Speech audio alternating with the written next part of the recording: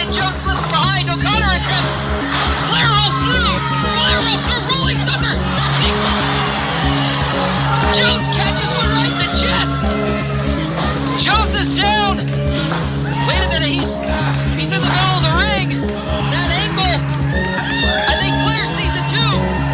Flair's going up to the top. Flair sees this moment, folks. He's calling for it. Frog splash.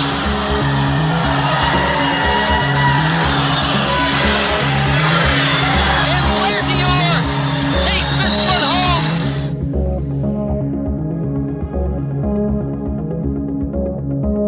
This is Lights Out, Adrian Surge, and you're watching the I-70 Hot Tag Podcast.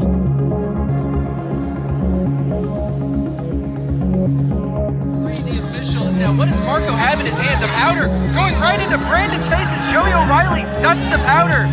Eats a super kick for his trouble, but Brandon Barbwire has been blinded. Brandon didn't know. Brandon. What is going on here? The barbed wire bottom. O'Reilly to the top rope. This is your opportunity. Barbed wire with malice. Big frog splash. With malice on Marco Stunt. Joey O'Reilly with the pin. That's and the it. 3. That's it.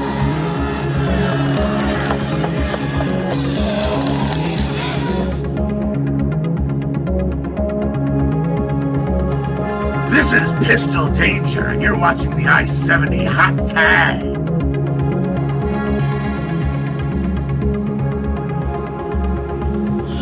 Then he gets more height, more velocity on that. Probably gets the 3.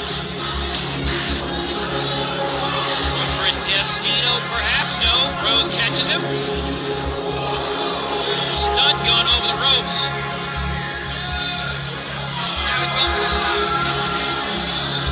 Styles clash. Wait. Rolls it over. Oh no. And a second one. Good Lord, just for added emphasis. Yeah, you ain't kicking out of that. It's all scrub.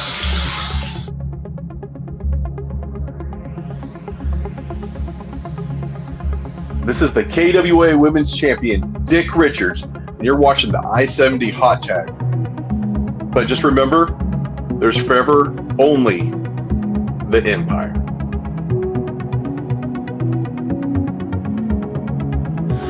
SK Bishop fighting valiantly against both Hallets now.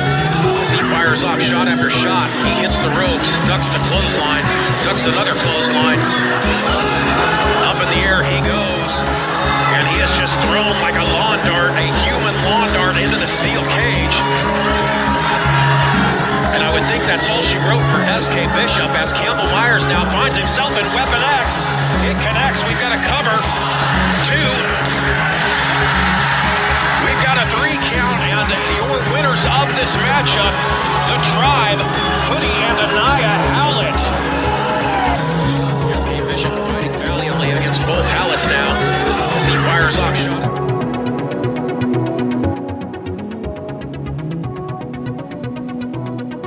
I am the Giant Killer, Scott Tyler, and you're watching the I-70 Hot Tag.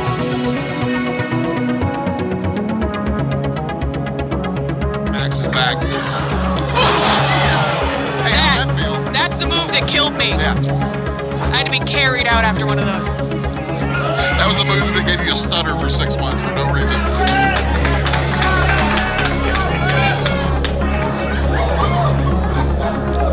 Oh my God. Ref disqualified the pin for Max not being legal, I believe. Well, And that sets threat right on up for yeah, Jaime. referee knows he's supposed to say something, but he ain't gonna do it. What's he gonna do about it? Oh, Jesus. It's gonna be all. Champ retained. That's all she wrote. Max is back. Hey, how's that feel? That's the move that killed me. Yeah.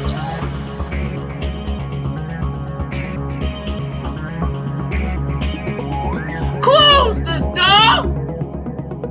What's up, guys? It is your boy, the finest, Blair Dior, and you're watching the I-70 Hot Tag. If you don't subscribe, I will close the door!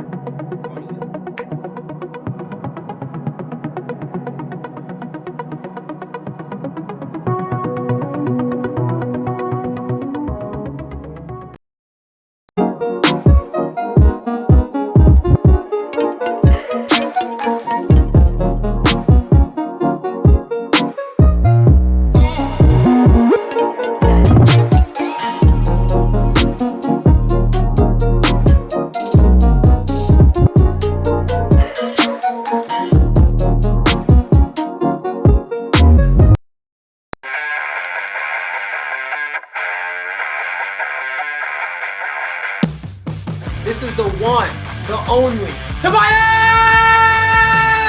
Storm. This is superstar Steve Fender. You're looking at the big strong boy. Because I am the illustrious one, Ray Leon. This is a Kings Road Slayer, Darren Neal, baby. What's up, everybody? It is one half of the beautiful people and 7-time women's world champion Angelina Love. And aren't you lucky? You are watching the I-70 Hot Tag. And now, CR Media presents the I-70 Hot Tag with your host, Chaos Chase, and the real Josh Elliott. What is going on, everybody? It's your boy, Chase. As y'all know me, CR Media, and I am here with my co-host, the real Josh Elliott. We are live for episode 44 of the I-70 Hot Tag, man. Yes, sir. It's wild. Wow. Yes, sir. Got a special show planned for you tonight, guys. We're going to be talking to Joey O'Farrell. Yep. O'Farrell. O'Farrell. I'm probably going to get beat up for that. I can probably tell. He's probably going to chastise me for that. Who is the owner of Grandel Wrestling, guys. Grandel Wrestling presents St. Louis versus the World 2. We have been talking about this event since the very first match was announced. Regardless of the changes, we're super excited. Still, this is going to be a phenomenal card. Super excited to talk to Joey about it, but we're going to get into that. But first, let's get all the knickknacks, paddywhacks out of the way, guys, so we can get our guest in here. We're live right now on twitch.tv/crmedia1988. Appreciate everybody joining on there and watching. If you are not yet, make sure you are a subscriber and a part of the Discord so you can take place in the watch-alongs. We are also live on the I-70 Hot Tag Facebook and YouTube page, guys. So make sure, if you guys haven't already, hit that like button, hit that share button, and the notification bell so you never, ever miss anything from the I-70 Hot Tag. And then follow CR Media on all forms of social media. Not only am I on Twitch, but I'm also on Facebook, YouTube, Instagram, Twitter, TikTok, all of the above. Explanation point, CR Media in the Twitch chat. We'll bring up the link tree. And then, Josh, since you have the privilege, so to speak, of pulling double duty of not only running your own social media game, love the TikToks, by the way, guy, the old school video game entrances. Yeah, made me when I saw Zelda: A Link to the Past, man, it made me pop a little bit. So but Josh also runs the I-70 Hot Tag, so let everybody know where they can find you on social media, Josh. Yes, sir. So you can find me at the real Josh Elliott. I'm on all social medias: Instagram, TikTok, Facebook, Twitter. But for the the local independent wrestling scene here in Kansas and Missouri, as Chase said, I run the I-70 Hot Tag on all socials as well. We're live on YouTube and Facebook as we speak. We've also got a Twitter, Instagram, and again, we've been pushing our TikTok as well. I am getting a little bit better at posting our clips on a more regular basis on that platform as well. So, and that is primarily where you're going to see most, if not all, of our clips. Occasionally, I'll go over onto the other platforms, but for the most part, they're on our TikTok page. So nice. So want to prepare everybody as far as, we mentioned this is episode 44. The 1-year anniversary of the I-70 Hot Tag, guys, will be on April 20th, 2023. 1 year. I'm super excited, guys. Just want to plant this seed right here, right now. We got a lot of cool things, a lot of big things planned for the 1-year episode. So make sure you stay tuned. The coming weeks, Josh and I will be making announcements and stuff as we go for that episode. So April 20th, 4:20, Thursday. Special start time. No, I'm just kidding. Special regular start time. It will be on 4:20. So shout out to our sponsors, Big Daddy's Donuts and Dean's Trophies. Dean's Trophies, special shout out to those guys. Listen, I don't recommend doing so. And I'm almost reluctant telling this story because I don't want to set an expectation, but I literally messaged them a week before CSW's event, and she didn't reply back to my message until 2 days later, which would have been Monday, and didn't get the final order completed until Wednesday. And then so from Wednesday to Saturday, she made us 50 shirts. So big shout out to Dean's Trophies for coming in the clutch. We have plenty of shirts to sell for CSW. We still have plenty of shirts. If you guys are interested in them, let us know. We will get you guys hooked up. They go from medium to 3X. Medium to 3X right now. Yeah. Medium 3X. If you need bigger than 3X, get with me and I will hook you up. I hook people up with big boy sizes because I'm a big boy. Big shout out to last week's guest, Blair Dior. Blair was super fun to interview and get to know him a little bit more. And then also huge shout out to our special guest on the pit stop on Monday, Chuck Lauderdale with Wrestling Over Everything. Chuck was an absolute awesome dude to talk to, shoot the shit with, tell stories. So big shout out to those guys. If you guys miss those episodes, go check them out on the YouTube video library. Other than that, Josh, tradition, don't want to break it. So, I will let you introduce our guest tonight. Yes, sir. So we have a very special guest for you tonight, guys. He is the owner of Grandel Wrestling, and we have a huge event coming up on March 18th, St. Louis versus the World 2. Please welcome Mr. Joey O'Farrell.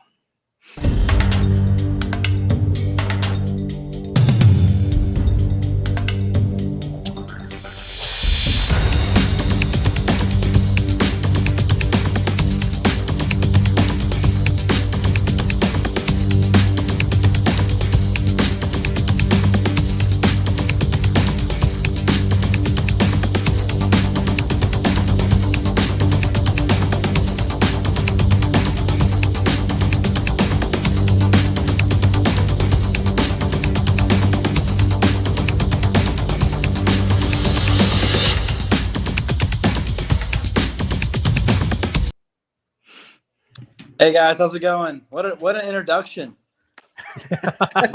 How you doing, sir? I'm doing great. How are you guys doing? I'm doing great. Fantastic. Joey, we appreciate you taking the time to do this, to come on here, talk about, Grandel versus or St. Louis versus the World from Grandel Wrestling. We've been super excited about this event since it was announced. Happy to see that all three of you guys over there in St. Louis put on really great shows, and I love how you guys all work together to make sure that you put on quality events there in St. Louis, especially with St. Louis being like a big wrestling town. I guess when you say all three, you mean Glory Pro, Anarchy, and then Grandel? Yeah. Well, I was referring to WrestleMax too, but absolutely. KLD is a big part of what I do, and he's a very good friend, and I'm excited for him to relaunch his thing whenever the time is right. Yeah, I wasn't sure if Grandel was still going, so that's why I didn't include them into that three. You mean WrestleMax? Grandel's still going. I'm right here. No. I mean, you're right. I mean WrestleMax. I apologize. And it is O'Farrell. O'Farrell is the credit. O'Farrell. Cool. Fantastic. As soon as I said it, I was like, I saw the double L and I was like, well, maybe so. Joey O'Farrell, we appreciate you joining, sir. So with that being said, this show was created at an independent wrestling show between Josh and myself. We thought everybody in the world has a podcast, and there's about 1 million of us who do wrestling. And they all talk about AEW, WWE, and all the big ones.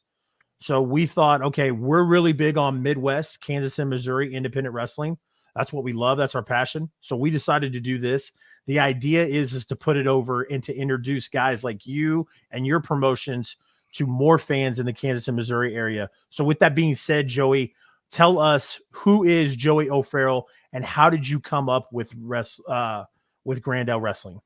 Well, I'm a huge wrestling fan, first of all. I was a concert promoter, booker, whatever you want to call it, for like 13, 14 years. I got really burned out. And a buddy of mine who actually is from Kansas City, I think still lives in Kansas City, he was doing all the VIP stuff for WWE. So he was a buddy of a buddy. So I ended up getting hooked up with him, and I went to work for WWE for about a year and a half, 2 years, and just loved it. It was great. It was great being on the road with those guys, kind of like just seeing just kind of seeing how things work there and everything. But I started going to these independent shows, and usually, like, you go to these independent shows, and it's like, okay, like, I like wrestling, but like, I'm going to go to this independent show, and it's going to be like, a bunch of like old fat dudes or like guys who've never been trained. It's going to be kind of boring and silly, and like people just want to get as drunk as they can so they can laugh at the wrestlers. But my buddy's like, no, like, you need to go to this. There's this company called Glory Pro. They run over in Collinsville, Illinois, which is right outside of St. Louis. And I started going to the shows, and, the shows were they were so good. Like, and this is back when, like, before AEW. So it was like, you go to a show and you'd be in like a VFW hall, and it'd be like Lucha Brothers, Ethan Page. But then there'd also be like all these local guys like Mike Outlaw and, Dak Draper and, KLD and just Dan the Dad, all these guys. And it's just, there's so much talent. And I was like, man, if I could get this and like get some production behind this, we can make this really special. Because, say what you want, but like, there's just some magic when you have production behind good wrestling. Like when you can, it's fun to go to like a VFW hall or like kind of an old building and see wrestling. But when you can actually put some money behind production and really like showcase not only your local guys, but some of the best in the world, it's not something you can do every month. That's why we only do it once a year, because it is very expensive, and it takes a lot of moving parts to make this all come together. But that was kind of the goal, and it was kind of going to be a collaboration between Glory Pro and me, and it was just going to be kind of a Glory Pro Presents with me kind of producing it. But COVID happened, things changed. I lost my partners, so I just, Kevin left Glory Pro, and I still have a great relationship with Glory Pro. They're a huge part of what we do. But I kind of was like, I think I just want to do this like on my own brand. And we created a podcast with Ben Simon, and the podcast went great. Ben's an incredible interviewer. We had a lot of fun guests on, everybody from like Scott Steiner to Danhausen to, local guys like KLD and Dan the Dad, and, old guys like, old legends like Gary Jackson, stuff like that. But it was a lot of fun. But it, what it kind of helped me do is develop these relationships with these wrestlers and kind of get to know everybody over time. And it gave me, like, not to say COVID was a good thing, because it wasn't, but like, it gave me time to kind of get to know everybody and like develop those relationships. And, I would help with merch, and like, if they had questions about their gear, whatever I could help with, I would. And by the time we got to the first, getting the first Grandel show off the ground, I had those relationships. They were built in, and they could trust me, because, not to get too long-winded about this, but wrestling's all about trust, whether you're in the ring or out of the ring. Like, if you don't trust the promoter or trust the person you're working with, it's not going to work. So it was kind of great to kind of have that extra time to kind of be like, okay, this guy's for real. Like, he's not blowing smoke. Like, he's not just some guys coming along and like, I can do a better job or blah, blah, blah. Like, he's actually going to like put in the time and the effort to bring these guys in and to get the sponsorships it takes to put on a show of this caliber. Right. Yeah, I'm glad you brought up that Grandel podcast, because I can not speak for Chase, but for me, when we first started this, I discovered that Grandel podcast, and I'd go back and watch a few episodes of Ben interviewing. Specifically, I watched his interview with Dak Draper, and we had Dak Scott Steiner last night. Oh, you did? That's why I was like, nice. Yeah. So, I saw his interview with Dak Draper, and it kind of helped us, kind of format our interview questions and kind of, that was kind of the beginning of our podcast, was kind of watching him and how he did it. So that's awesome that that kind of took off for you guys. Kind of talk to us about that first show that you ran, you know, what it was like running that first show and how that felt, kind of putting that all together. It was a lot. You know, even though I've been doing concerts for a long time and I kind of thought I had everything in place, running a wrestling show is a completely different animal. Like, it was just, you know, so many people. We're trying to do meet and greets. We're trying to do podcasts. We're picking people up from the airport, trying to get people, you know, to their hotels, like just a lot going on. So I could tell you, I could tell you a funny story. You want to tell? I'll tell you a funny story. It's a little embarrassing on my part, but I'm going to tell you anyway. So, like a block away, we did all the meet and greets, like a block away at this, it's called Lucha Taco. It's like a Mexican restaurant, but it's all based around luchadors. So we did the meet and greet there. And it was like, it was Kalisto, Samurai Del Sol, Emma, Alex Shelley, and Moose.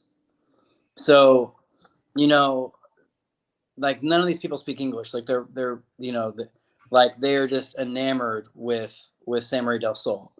So they're just like, what do you want? Can we like give you food? Can we give you drinks? So they get him a margarita, right? So we do the meet and greet. It went well. It was probably like 30 people. It was nothing crazy. And I have to go back and I have to, you know, and mind you, the place is only a block and a half away. But Kalisto has no idea where he is. Like he's in a foreign land. So I take the other three guys back and we do interviews and I kind of get everything ready. And I get a text message from Samurai. He's like, hey, can you come back and get me? And I'm like, yeah, I'll be right there. And then someone else, the thing about wrestling shows is someone's always grabbing you, asking you for something. Like, hey, can you come here? Hey, can you do this? Hey, what about this?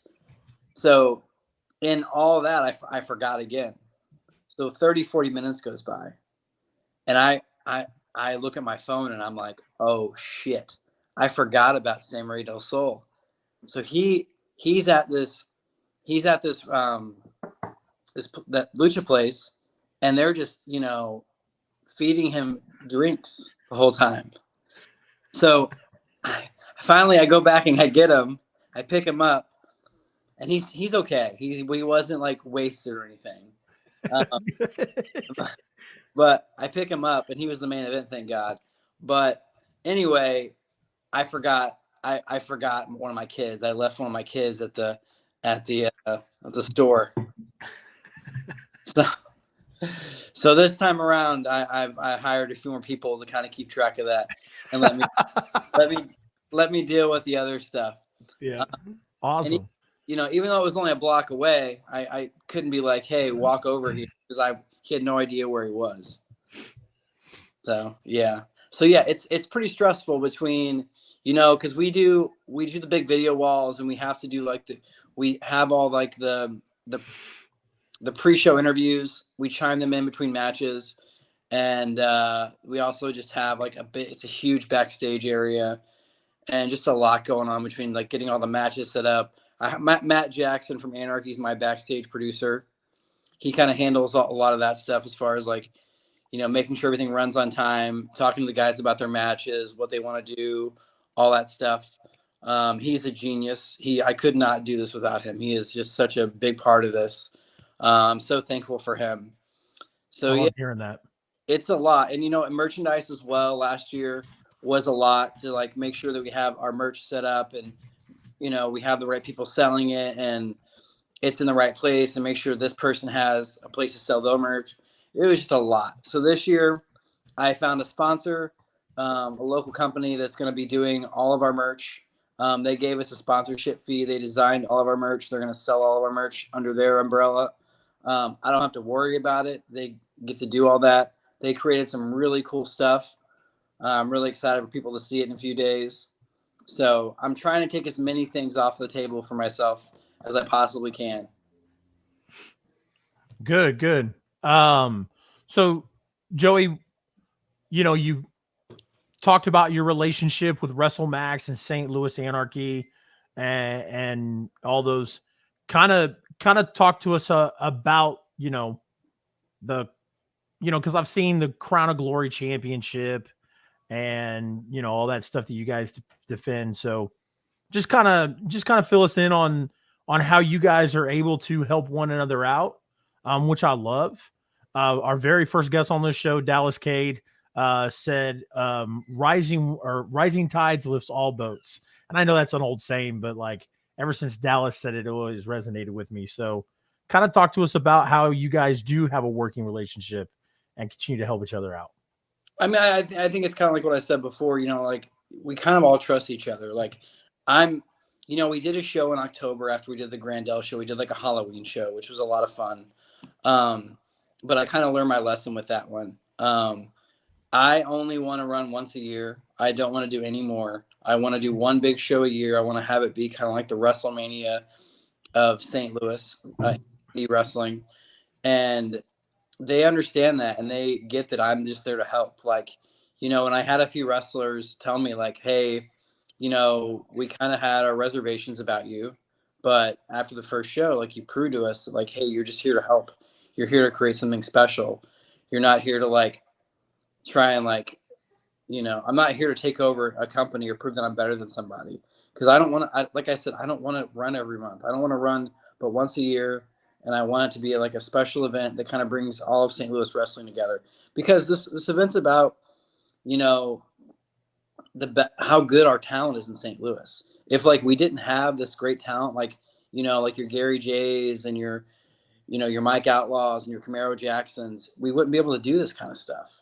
But the fact of the matter is we have just some of the best talent. And I know you guys see a lot of these guys in KC as well. And these companies, I couldn't do it without them. Like, especially with like a lot of the licensing and stuff like that, like they're so helpful with all that stuff, and just, they get it. We try and step on each other's toes. And when I can, I try and support them the best I can, whether that's, we just did a big thing with the NBC affiliate here that's going to come out in like a week. And it was kind of like a collab between like St. Louis wrestling and also like STO versus the World and Grandel wrestling. So, it promotes Glory Pro a lot. And that's kind of what we want to do with, with some of the belts too. And having the belts on the show kind of, it's not just like, here's a bunch of matches. It's like, okay, because I do, even though we are the one show, I do want there to be stories. I want somebody to be able to go to a show and be like, oh, there's a story here. So we always try and make it to where, yeah, we're once a year event, but like through these other companies, we can tell stories, and it's like, we're doing this angle right now. If I can bring up a match real quick, with 2D Lynn and Missa Kate. That was when you talked about the stories, that was the first match I thought of. So yeah. And, I don't talk good of her because, she's such a chicken shit heel, but when I met Tootie's, like, I like this girl, like she's a great worker. I really want to wrestle her. And I started kind of talking to her, and she was like, I want to do cool stuff. Like, let's tell some stories. And I got with Glory Pro, and I was like, can I tell a story? And they were like, absolutely. And I just thought we hit a home run. I mean, it went crazy on social media. It looked great. We're releasing a video in the next few days, like a little vignette with Missa, and I'm not too fond of it, but it's gonna look great. That's for sure. I think it'll definitely build some hype for the match and kind of build the Chicago versus St. Louis thing. We got a lot of fun things planned for that match. Like, it's going to be a great match, but I think that people are going to be really taken aback how invested they get by what we present to them. It's not just going to be like your basic St. Louis versus Chicago. We got a lot of fun surprises involved in that match. And I think both girls, for, being willing to like go the extra mile and take the extra time to actually build the match and make it more of a story. Absolutely.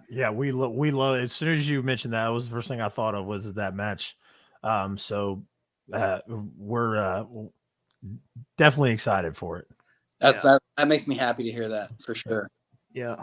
And you talked about you're wanting to run one show a year, and you want to build these stories. But how far, you're only our second, company owner that we've had on the show. Kind of tell us, how far in advance do you start planning a show before you actually promote it on the internet? How far do you plan that?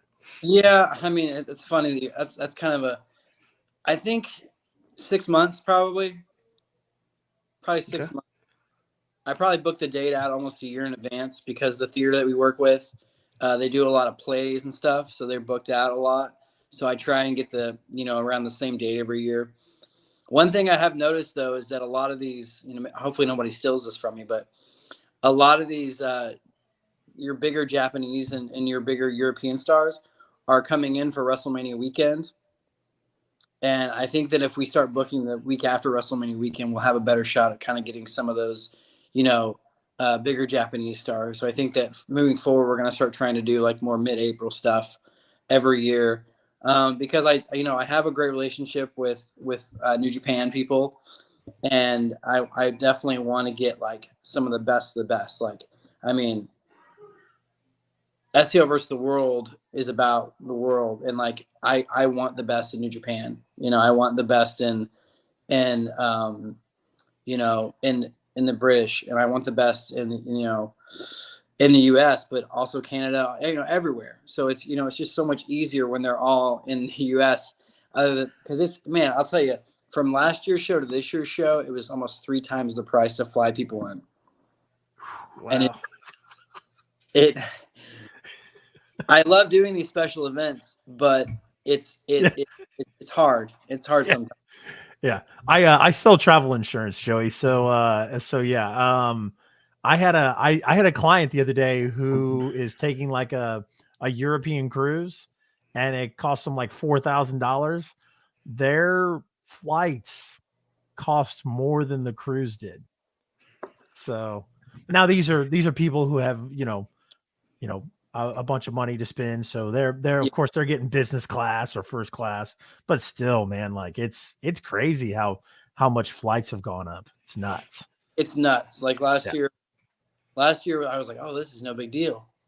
Here I'm like, oh my God, it's killing me. But no, I'm excited. I'm definitely excited. But what was your next question? So with you also being the booker, do you are you also the booker, or do you have somebody Grandel who does that? I have a right-hand man. I have a guy that does like my graphics, but he also kind of handles a lot of other stuff. Like he helps me with accounting. He helps me with like booking decisions. He helps me with sponsorships. He's just kind of a man of he wears a lot of different hats for me. My friend Noah Dom, and so he kind of helps me with stuff. But yeah, I do book everything. I kind of run it by a few people. I have I guess consultants, whatever you want to call it. But no, it's at the end of the day, I'm the final decision. And so, Joey, just to kind of piggyback off of that, like, what's your approach to it? Are you more of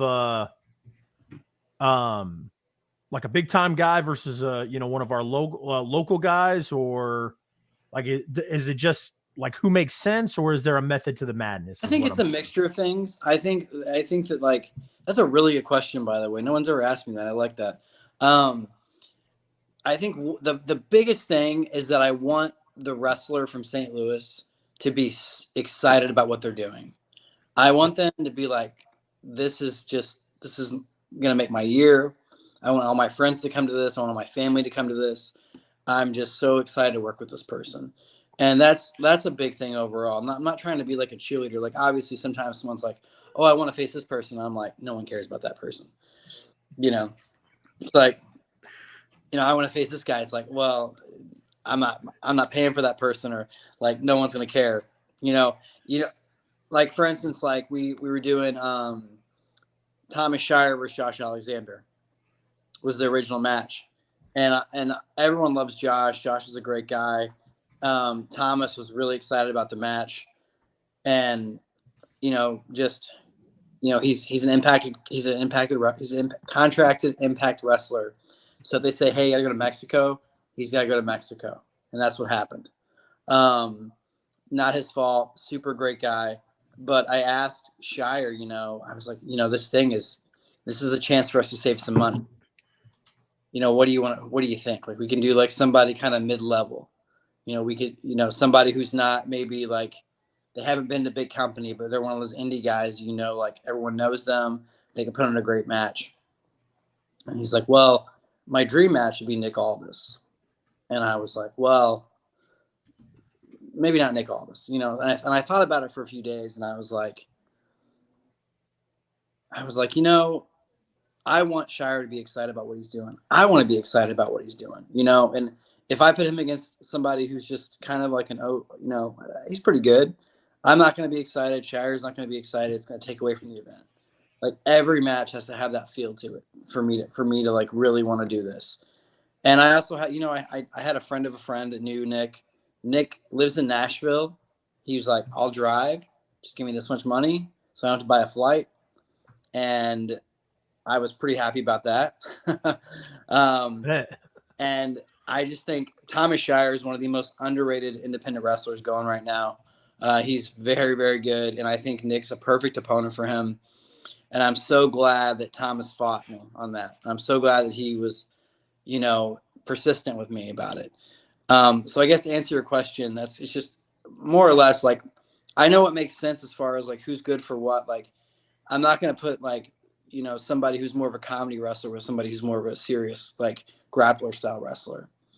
But I think I know what makes sense. Like, I think I have a good eye for like who's, not only who's drawing, but who's a really good talent, who's going to be a good locker room guy. Because like I said, there are so many intangibles. Like, you may have somebody who's a great wrestler, but they're a complete asshole in the locker room and nobody wants to deal with them.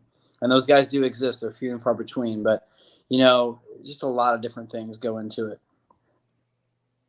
Fantastic. Yeah, and I'm extremely happy that you guys followed through on that, because when I was pulling, we got graphics for all the matches we're going to talk about here in a second, but I got down to that Nick Aldis versus Thomas Shire match, and I just got extremely excited all over again, because I remember seeing it when you posted it, and then I started seeing all your other matches come up, and then that one kind of didn't get in the back burner, but it's just it came back up to the front of mind, and that's one of the matches that's I'm extremely excited for. So before we get into this card, kind of tell everybody where they can buy tickets to this event. So you can go to any of our social media outlets, Facebook, Instagram, Twitter. There'll be a link on everyone. Any of our posts that we make, there's a link to anything. You can go to Grandel.com. You can go to metrotix.com. Metrotix is the company that does our ticketing. But like I said, like any of our social media sites, the link's always like on all of our posts. It's on our page. That's probably the easiest way to do it. Fantastic. So I guess we'll get right into announcing the card here. Let's do it, Joey, and go over it. All right, first one we got up on the Josh, before we start, right. do we put Joey in an uncomfortable position and tell him to make predictions?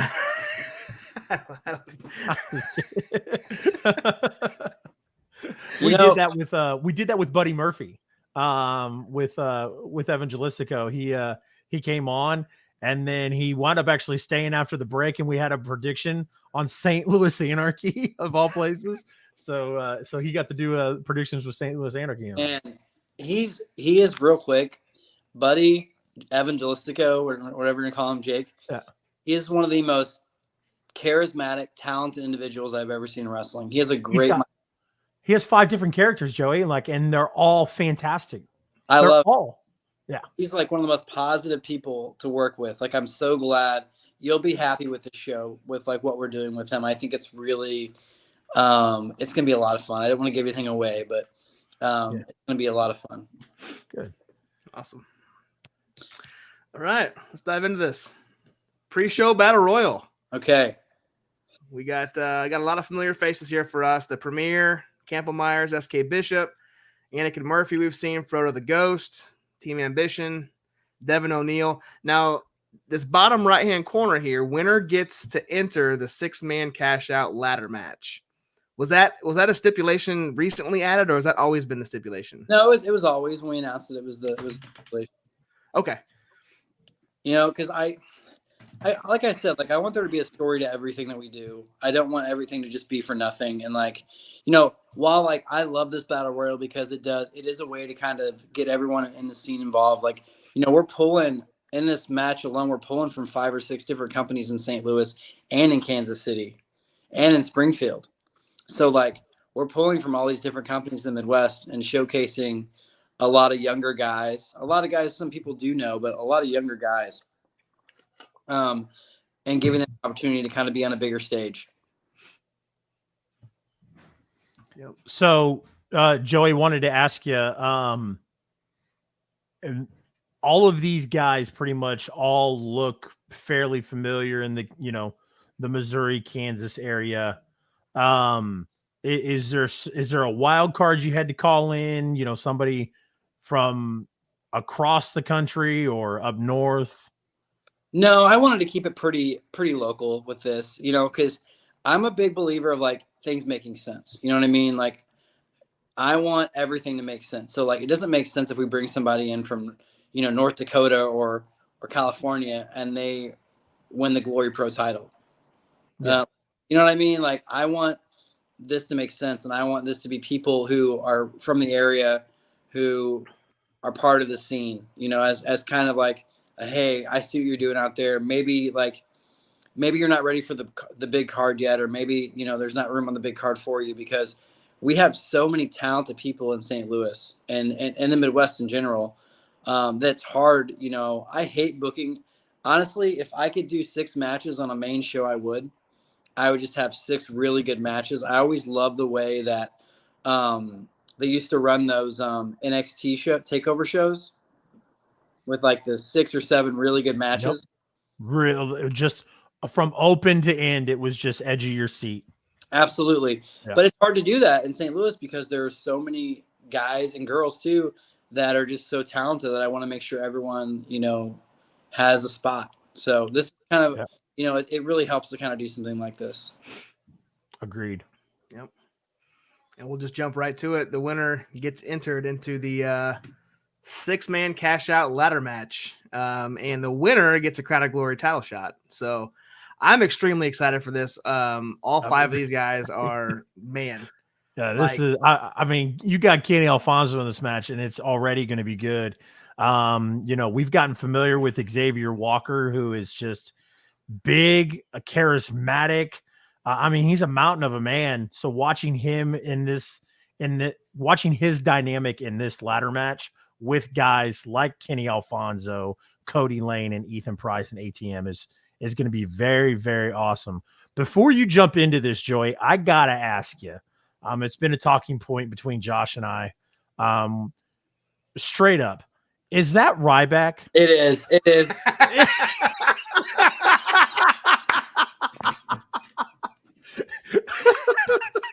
we analyzed it for a while, and then finally we put it. Josh made something where he put Ryback in there, and it was like he fit right into it. And I was like, yeah. No, definitely Ryback. Yeah. Okay, cool. He's the guest entrant. No one knows he's coming. Yeah. It was because it was funny right when Josh and I saw this and we were looking at it, and Josh was like, "That dude, I'm pretty sure that's Ryback." The news had just broke that he had won his lawsuit won his lawsuit to keep his name from WWE. So I was like, dude, I don't know if Ryback would be in this match. Spoiler alert, he is not in this match. Noah likes to play jokes on me sometimes, so he did this as a joke. And at first I was like, is that Shrek? Like we were gonna put just like we were just gonna put Shrek in the corner. But I was like, no, leave it open. It's funnier that way. But yeah, Ryback will not be there. I 100% guarantee that. Awesome. So what can you say about the rest of these guys, Joey? This match, I wanted to do something cool with some of the talent that was in St. Louis. Like these guys aren't, ATM is, but like the rest of the guys. So you have Ethan and Cody who live here, but they're not St. Louis guys. They've only been here for a few years. And Kenny's from Kansas City, But I like all these guys so much that I wanted a way to kind of,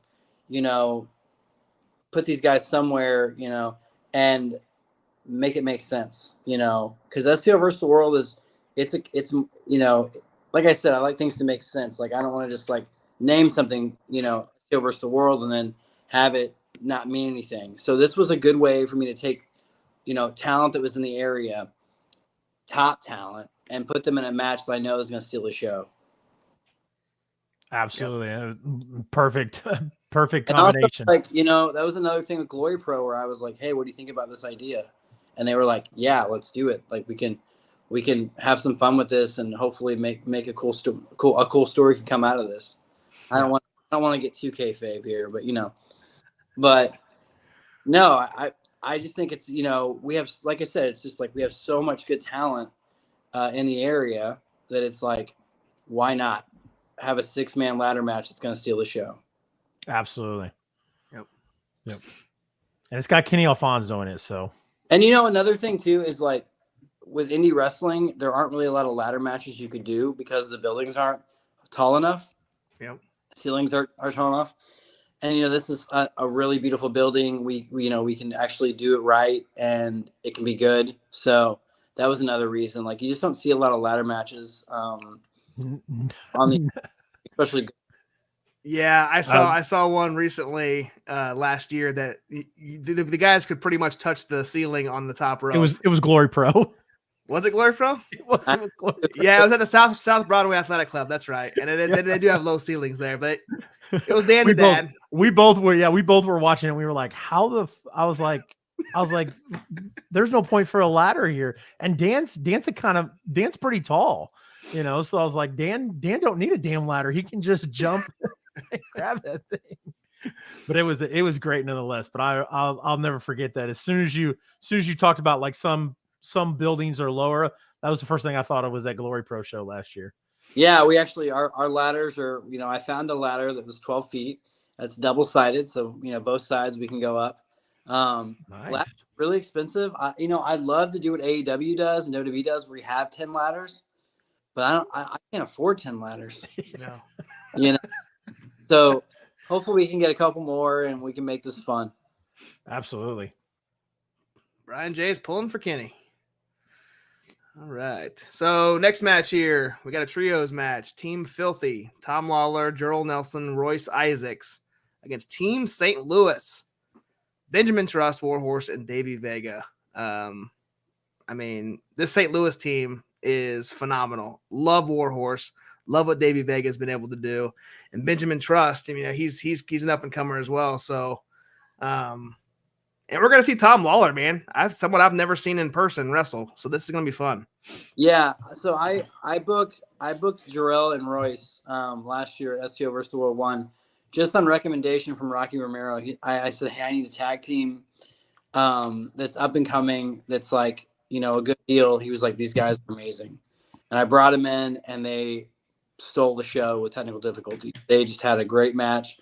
I brought them back for the second show that I did. They're great guys to work with. And that, now they're doing the thing in New Japan with Tom and Team Filthy. And I just thought it made so much sense to bring that faction and have like a good 6-man.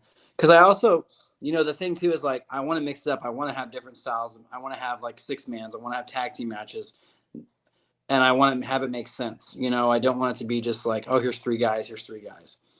And I know in this case, it's like Team STL is kind of, just 3 guys. But Team Filthy is, it's a New Japan faction. That is going pretty strong right now. And I think it's something you're not going to see. I don't think a lot of promoters are going to bring in 3 guys because it's 3 flights. Yeah. It's expensive to do it. But I just thought this was such a good opportunity. And, Warhorse and Vega are 2 of the top guys going. They've been around and they're such pros. And I knew they would knock it out of the park in this match.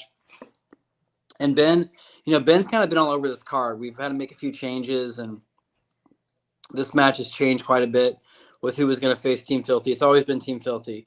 But Ben's a guy that anytime I see him put in a position where he is challenged, he always excels. He's got a great attitude. He works. He's probably in the best shape of any wrestler I've seen in St. Louis. No offense, Camaro Jackson. But he works so hard, and he just, I talked to him about a year ago and just kind of see where his head was, because he was wrestling on with some other companies that he still wrestles with that are great companies. But I do feel like when you wrestle for a Glory Pro or Anarchy, there is like a step. You're taking a step up when it comes to like the indies, And I think he's done that, and it's good to see him do that and kind of get better opponents and face. I know he's starting to kind of face some bigger opponents in Pro Wrestling Epic. That Lenny down there is like really getting him some good opponents. He's faced Kurt Stallion Rogers. I can't think of the other guy from NWA that he faced. My brain's not working right now, but I know that they're really doing a good job of kind of bring in talent for him to face, and to kind of, that's the only way you're gonna get better at that level, is to like have good matches with good wrestlers. So anyway, I could go on all day about that kid, but he is just a great worker, and I'm really excited for people to see him. Absolutely. All right. Big match. These two guys, geez. Crown of Glory Championship match. Okay. Dak Draper. This is nuts. Like Quad Father Camaro Jackson. All right. So is Dak a babyface in Kansas City? He is. Huge. Okay, cool. Because Dak is, I don't know if he's watching this or not, but he's literally they're both of them, but one of my favorite human beings. He's a great guy. He's one of the hardest workers. He's just kind of like a no bullshit guy, man. I asked him about a year and a half ago. I said, "Hey, who would you want to face in St. Louis?" And he's like, I helped train Camaro, and I just see how Camaro is progressing, and I just want to see how good he is. I want to have a singles match with him. So he asked for this a long time ago, and I was just kind of waiting to give it to him. And then, Camaro is just, I can't say enough things about Camaro. Camaro works harder than anybody I know. He's in that school every day, training those kids, working out. Just every time I see him wrestle a match, he gets better. He's one of the most in shape, talented guys I've ever met. One of the sweetest guys I've ever met. Just a great person to be around. I think that he's the perfect person to teach kids the right way to be a professional wrestler. Yeah, Camaro Jackson, one of the hardest working dudes. And he proved it, because when we interviewed him on the I-70 hot tag, he was at the gym training. And like, we very politely in the middle of the interview were like, "Hey Camaro, is there any way you can move to a quieter room?" And he even grunted at us like, "All right, I will." And people not to like, give up too much of his real life, but like he's got 2 or 3 kids. I think he has 3 kids.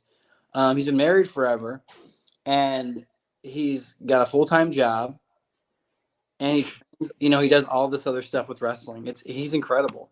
And I've never seen him complain. I've never seen him be tired. Like, he's a superhuman being. He's just great. But yeah, 2 of my favorite people in wrestling by far. And I think this match is just going to blow people's minds. Yeah. Both, like you said, both phenomenal workers, but I'll say one more thing about Camaro Jackson. Not only is he really good in the ring, he's also got like the gift of gab too. He's good with the stick. Watched him cut promos, and they're great. That promo he did for CSW, Josh, where he walked down the middle of the street. He's in the turning lane in St. Louis, walking down the street, filming a promo. And it's just like, he kills it. It's just nuts. So, yeah. All right. So next match here, we've already talked a little bit about it, but I don't know if you wanted to add anything onto this, Mr. Kate. Not really. Match. I think we kind of covered it all. I'm excited about it. It's going to be great. Like I said, stay tuned. In a few days, we're gonna really heat this one up, build this up a little bit more. Great. All right. So Brian J wants you to know that he likes you even more now with that Emo's Pizza Cup. Oh, cool. I thought someone was gonna. I knew someone was gonna bring that up. That's awesome. So there was a video posted on the Grandel socials with a wrestler from St. Louis posting up a challenge. And I got the video queued up, so we're gonna play this here real quick.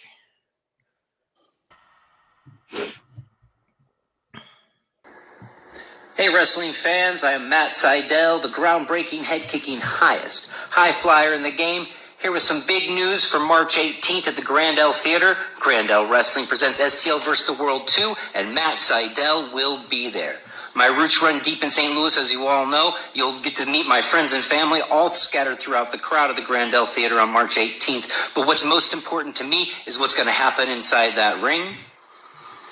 I've carefully combed through the talent in St. Louis, and I have been looking for someone who has a chance to break out of St. Louis and become a world champion just like I have. And that's why I'm issuing my challenge to Mike Outlaw to meet me in a singles match at STL vs. the World 2. I'm going to represent St. Louis and the world. You may have beaten the best from all over the world, but you haven't beaten the best in the world from St. Louis. Think for yourselves and question everything. Peace, love, and pro wrestling. I love that guy. I know. Yeah. He's like really good friends with our beer sponsor, one of the owners of our beer sponsor, Four Hands, and he saw the show from last year and was like, "What is this? How can I be like? I'm from St. Louis. Like, I want to be a part of this." And that's kind of what we want. We want people to see this and be like, "What is this? Like, how can we be a part of this?" And I met him. I was working an AEW show, and I met him, and we talked for a while, and just it's awesome. He just wants to come here and be a part of it, and be a part of the city getting better. And obviously, he's been back with Glory Pro. He just did a show in a couple hours away for WLW at the military base, and he's trying to be so involved with what St. Louis is doing right now, and he understands the level of talent that's coming out of here right now. Fantastic. Yeah. Agreed. But what a guy to pick, and he mentioned, hey, I want to pick somebody who I can help excel to be a world champion like I was, and to pick Mike Outlaw of all people, Mr. St. Louis himself. I feel, other than Davey Richards, I don't think that there's a whole lot of people who have put St. Louis on their back and carried it like Mike Outlaw has. So love that for him. Yeah. Last year I gave Mike Outlaw, well, I didn't give it to him, but Mike Outlaw had a match with Alex Shelley. He went over. Yep. And Alex Shelley came back to the curtain, and we're breaking kayfabe here again, but he said, "I'll work with that guy anytime, anywhere, and I want 10 more minutes than I got with him." That's so awesome. I love that. Josh Alexander did a 3-match series with Mike. Next month he's got Homicide after the Grandel. Yep. He had a great series of matches with Jake Something. Mike is just it's hard to say he's underrated, but I mean, he is underrated because he's not signed to a big company, and he is just so effing talented, man. He can do it all, and you'll get his response very soon, very soon, and it won't just be a regular. Well, you know something, brother, I'm accepting your challenge. It's going to be a special thing. So stay tuned for that. Hopefully in the next few days, we'll get that out to you guys. And I think you'll be very happy with what you see. And I think that there are 2 main events on the show that really stick out. And I think this is one of them. So I can't tell you how excited I am for this. I'm so excited for this match. Yep. Yeah, we talked to Mike a little bit, and we knew he was going to be in the St. Louis area. And we actually have him booked on their show in a couple weeks just before Grandel. So I'm excited to talk to him. Oh, cool. For this. So it'll help promote the show for sure. Yeah, Mike. So I mean, real name, no gimmicks isn't a gimmick. Like, he is as real as they come. And he's one of the first guys that really befriended me in the wrestling business, and he's still one of my really good friends. I just can't say enough good things about his ability and him as a person. Yeah. He's, like I said, he's been a staple here, and we enjoy having him. And we've got a couple people in the chat who stay here in Kansas City who can't wait to get out to the show. Gears of Kai says I'll have to walk my broke ass to St. Louis to see this. And then Brian J, who's very familiar with St. Louis, says he needs to go to this show. So Kansas City is all over the show. We got wrestlers from Kansas City. You got Kenny. You got Bishop and Campbell Myers. But my video crew, Josh from my video crew, he's from Kansas City. I don't know if you guys know him. I think he does some stuff with CSW. Yes. If his name is Josh, yeah. If it's the same Josh, then yeah, it's the same Josh. Okay. I don't know his last name. And then Loud Productions in Kansas City does all of my big production, my video walls, all my lights, all that stuff. Loud Productions, they do a lot of stuff in the big arenas and stuff like that there. They drive in and do all my production for the show. So Kansas City has a big part in making this show great. Brian J wants to know if there will be a way to watch the show if we can't make it somewhere we can stream it or pay-per-view. So I maybe on the third one, I really like just doing the YouTube thing for now. I like editing and producing the shows as much as I can.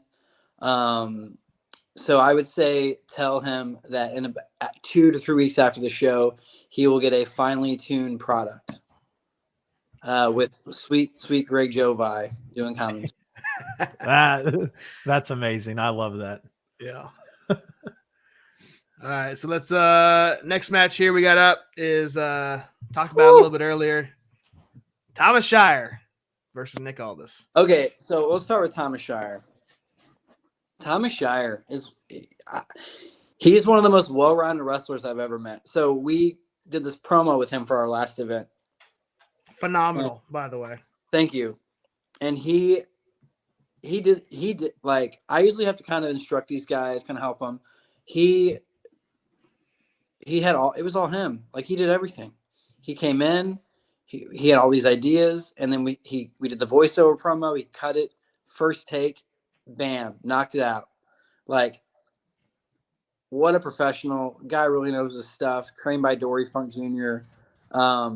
He's one of those guys, he goes to Germany a lot, like, he's kind of all over the place. You don't see him like a bunch of places or hear his name a lot, but man, wrestles in Anarchy quite a bit. What a talented wrestler. I'm really excited about this. And, you have Nick Aldis, and Nick Aldis kind of speaks for himself. Former probably the best NWA champion of the past 25 years. Since they kind of, he might be the best NWA champion since, who is the last like NWA champion? I don't know if you really count that Impact stuff they were doing, but if you would you count Cody? No, I wouldn't count Cody. Just because Nick was part of Nick was part of that. I guess you could count Cody, but like Nick was such a big part of that, Yeah. But I would say, last 30 years, he's the biggest NWA champion. He's kind of carried the torch and gave that title some prestige. And when it came back to the Grandel and he lost to Murdoch, like, he's the reason, I feel like he was a big part of pulling those people in, like, just the way he carries himself, his ability in the ring, just so many good things to say about him. And I'm so excited for him to come and obviously have the match with Shire. But for a lot of these guys, I want them to experience, like, one, how good our guys are, but two, like, wow, this is like another level. Like, you go to St. Louis and wrestle at this event every year, and it's just unbelievable. So hopefully he feels like that, and everyone wants to keep coming back. Absolutely, for sure. What's next? Steve Hansen. What? Next one. Sorry, Jake something. Who we just he's had a busy weekend. He was in Kansas City last weekend on Saturday. Went to St. Louis for Glory Pro on Sunday, taking on Gary J. Absolutely love Gary J. And again, his promos for your last event were phenomenal as well. Like top quality, one of the best promos I've seen leading up to his match against Shire. Yeah, it was awesome. We had a lot of fun with those. Like both guys, they really know what they're doing. The pros. With Gary, it's like, you're going to get every time. You're going to get just everything he has. You're going to get a hard fought, hard hitting, balls to the walls match. People going crazy. I mean, the guy is such a fan favorite. From the minute he walks through that curtain, people are just losing their minds. And then you got Jake Something. I don't think I've ever seen Jake Something have a bad match. Like the guy is just a force. And I'm gonna let a little secret out. I'm starting the show with this match. This is the opener. So we're gonna open with a blaze of fire. Like we're coming out guns blazing on this show. I'm really excited about this one, and I honestly, I don't know who's gonna win it. I have no idea. That's the truth right there. Yeah, I was gonna say for that to open the show for the crowd. I mean, obviously you've seen Gary J's entrance. For anybody who hasn't seen Gary J's entrance, stick around. Josh and I will be doing watch alongs. I'm sure we'll watch one, or go look it up yourself on YouTube. It is crowd pleasing. It is. I mean, that's going to get everybody in that place hot right at the beginning of the show. Yeah, absolutely.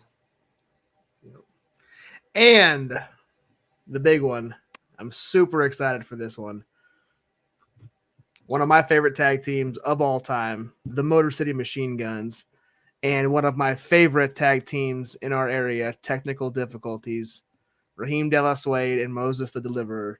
What an opportunity these two guys have against, a team like the Motor City Machine Guns.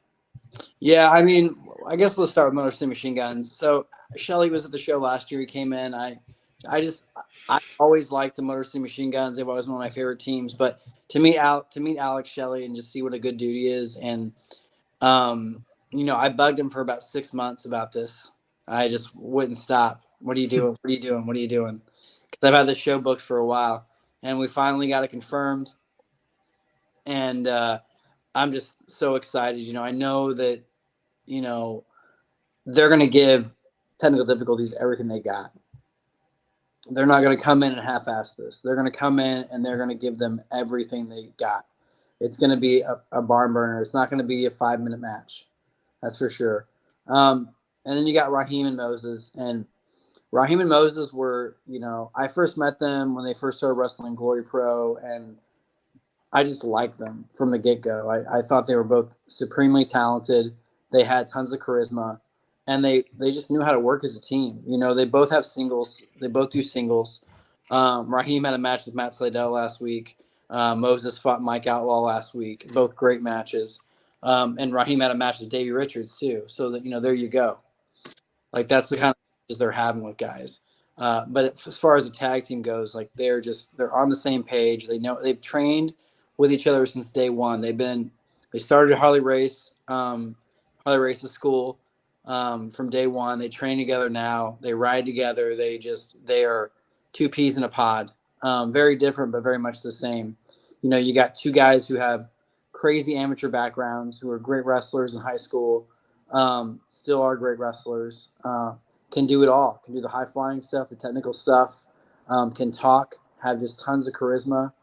I have nothing negative to say about them. I think that they're really going to show people and show the world how good they are, especially with the team like Motor City. I agree with everything you said, Joey. I do want to talk about like the obvious. When it was first announced, we were going to get Motor City Machine Guns and Grindhouse. And that's huge, Joey. Like that was a huge match. I don't know if you've seen our reaction to when we found out about that match. Really appreciated it. And that was something that I had wanted for when I pitched the match to Alex, I was like, this is what I want to do. And I knew Davey and Matt were really excited about it going into it. The most important thing in a person's life is mental health. And absolutely. Wrestling comes second, family and mental health comes first. and that's the most important thing in the world. I can't say enough good things about both those guys. Obviously, Davey's still on the show. Matt's taking care of other stuff, taking a step away. And that's, the fact that I was able just to insert technical difficulties and no one batted an eye, no one bitched, no one said, "Well, I want my money back," or "This isn't," just shows how deep our rosters are in St. Louis. Yeah, you stole my thunder, Joey, because that's what I was saying is I mean, it's like handing a kid a cake for his birthday, and then you take the cake away and then put the cake right back in front of the kid. Yeah, There was a part of me when it happened, I was stunned. I was, it was like, yeah, oh man, like this isn't, I was kind of bummed out because I really wanted to see that match. But then, after I kind of got over the initial like surprise, like kind of out of nowhere, I was like, wow, I get to call Moses and Raheem right now and tell them that they get their face Motor City Machine Guns. Yeah. And that just brought me so much joy because I knew that they would appreciate it. I knew that they would knock it out of the park. I had so much faith in them, and it brought me so much joy to make that phone call. Yeah, we did the same thing on this show when Josh immediately said, hey, we're not going to get this, but here's the match we are going to get. And it's neck and neck. There's no different. Yep. I'm just as excited for this match as I would of the other match. So I just absolute kudos to you, Joey, because it was just, like I said, it was just like that. And now you get to watch Davey Vega versus Tom Lawler. Yeah. Hell yeah. Yes. Hell yeah.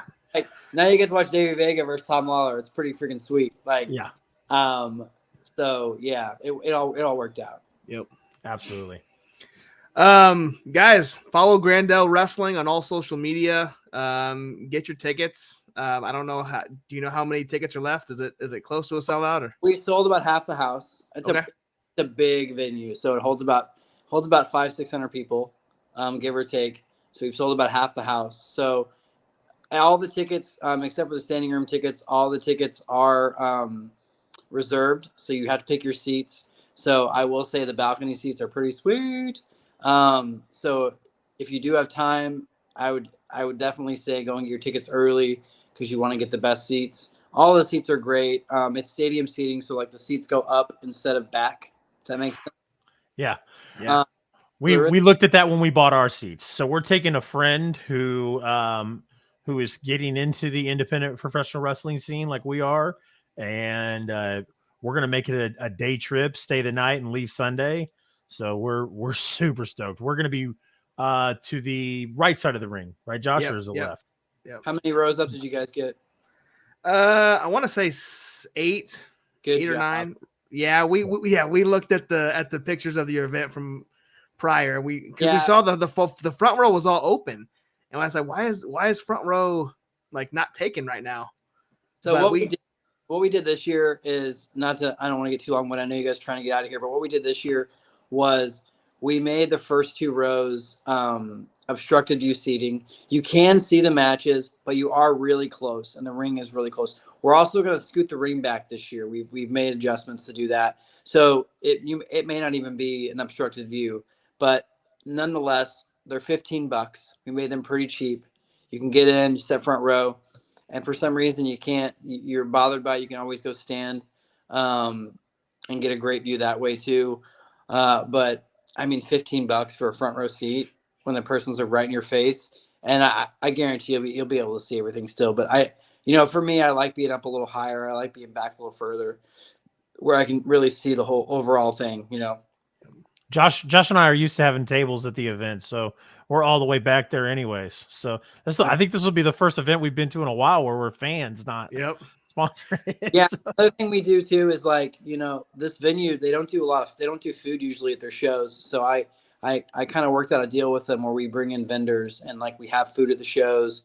We have tons of different beer stands, and you can get really classy drinks if you want as well. It feels different. It's a really cool venue. Awesome. Yeah. I'm excited, man. But yeah, real quick, Instagram is Grandel Wrestling, Facebook, Grandel Wrestling, Twitter, Don't ask me why we had to do this, but it's Grandel Wrestle instead of wrestling. All of our ticket links are on those sites. Guys, thank you so much. This is by far my favorite interview I've ever done with anybody. So I had a great time. Well, we appreciate that. Yeah, That man. means a lot. So Thank you. Anytime, Joey, we do a different form on Monday nights. Monday nights, we have a show called The Pit Stop, and we watch matches of the upcoming guests on tonight's show. So Monday we watched a match from Grandel from before. Did you watch the Gary J match? Was that what you watched? We watched the Gary J match, and then we watched the ladder match. Yeah, it was from last year. Yep. Aaron Williams. Yeah. So last year, real quick, since you're talking about the ladder match, if you notice, like when he's climbing the ladder, there are those video walls like right above the ladder, and it cuts off the view from seeing the belt. So we took those out this year. They won't be there. We learned from our mistakes. Also, last year I had some video guys that decided they wanted to use a different lens, so it made all the lights magnify. So that's why some of the video quality on that first show, maybe it looked a little older, like old school / kind of bright, if you noticed it on that match. Yep. I'm really excited to have Josh come in and do this show. I think it's just going to look so. If you notice, the Halloween show looked fucking amazing. It looks so much better because I got him and like them opening the doors and just the stage and the lighting, everything. It gave me that. I can't remember the name of the bar now, but the bar in From Dusk Till Dawn. The Titty Twister. The Titty Twister. I wasn't sure if it was a Titty Twister or not. So I don't want to like keep going, but like, do you guys know about Pops nightclub in St. Louis? Yes. So it's in Sauget, Illinois. It's across the river. I've worked there for years. I've done concerts there forever, but it's always reminded me of that bar. It's in between two strip clubs and a nightclub. And I'm like, when I thought of this idea, I was like, I got to call it this.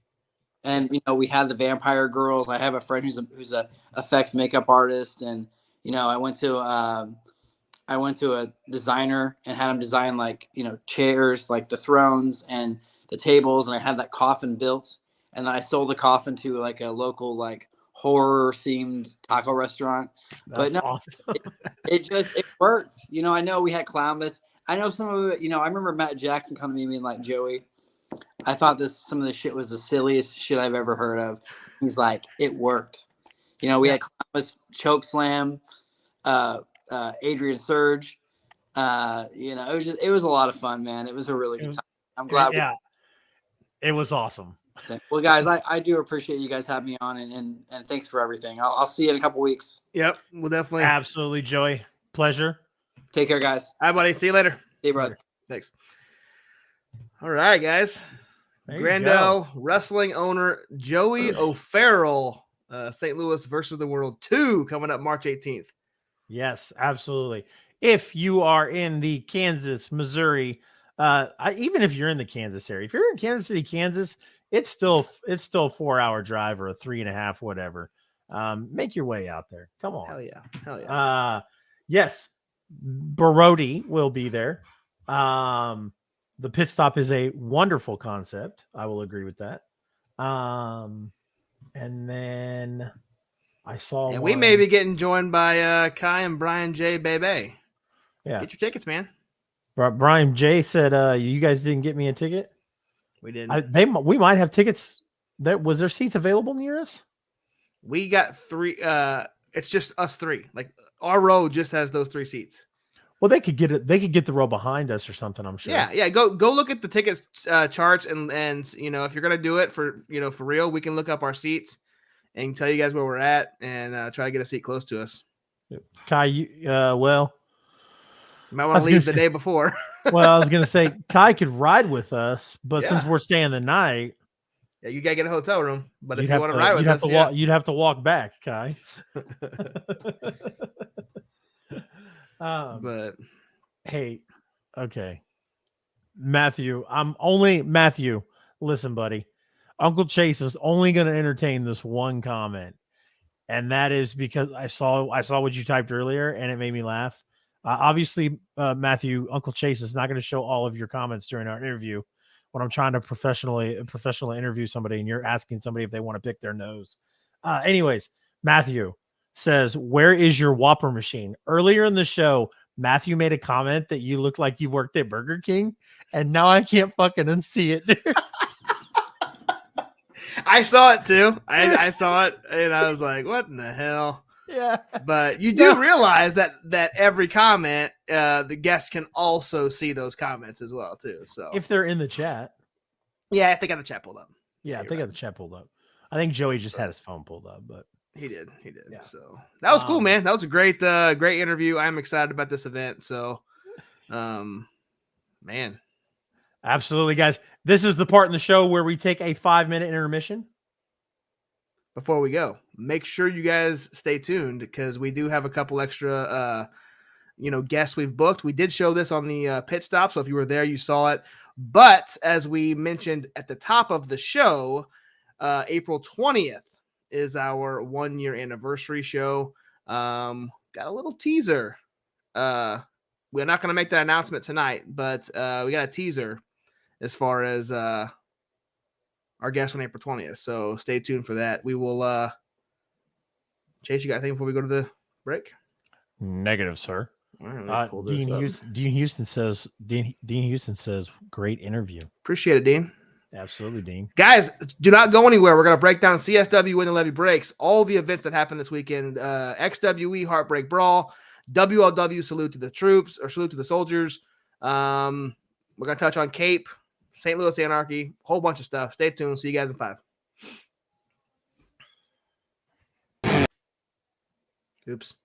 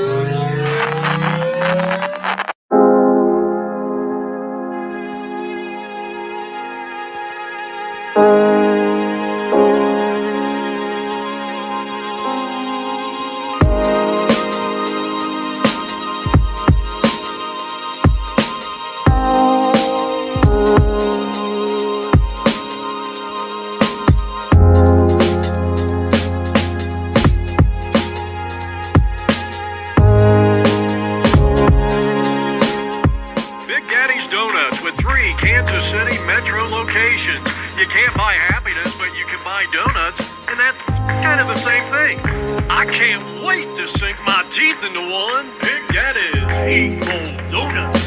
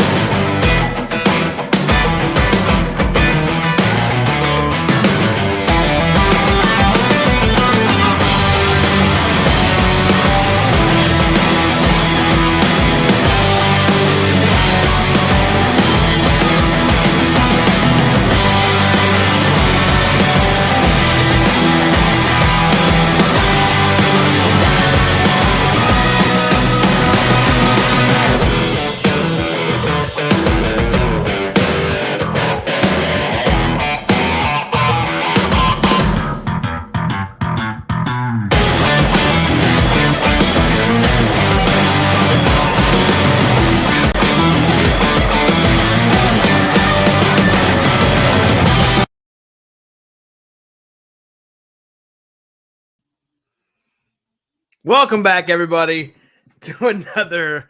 There you go. Chase is back. For the second half of the I-70 hot tag. Sorry. I am your host, Chase, CR Media. This is my co-host, the real Josh Elliott. We just got done interviewing Joey O'Farrell from the Grandel Wrestling and talked to him about his St. Louis versus the World 2 event on March 18th. Yes, sir. Cannot wait. From studio. Yes, it was a great, fantastic interview. I can't wait, man. It's going to be a fun road trip. You, me, and Brody. I'm going to go watch some fantastic wrestling. Alex Shelley, Nick Aldis, Chris Sabin, all the St. Louis crew. Hopefully Gears Akai. Hopefully Brian J. Make it a party. Let's go.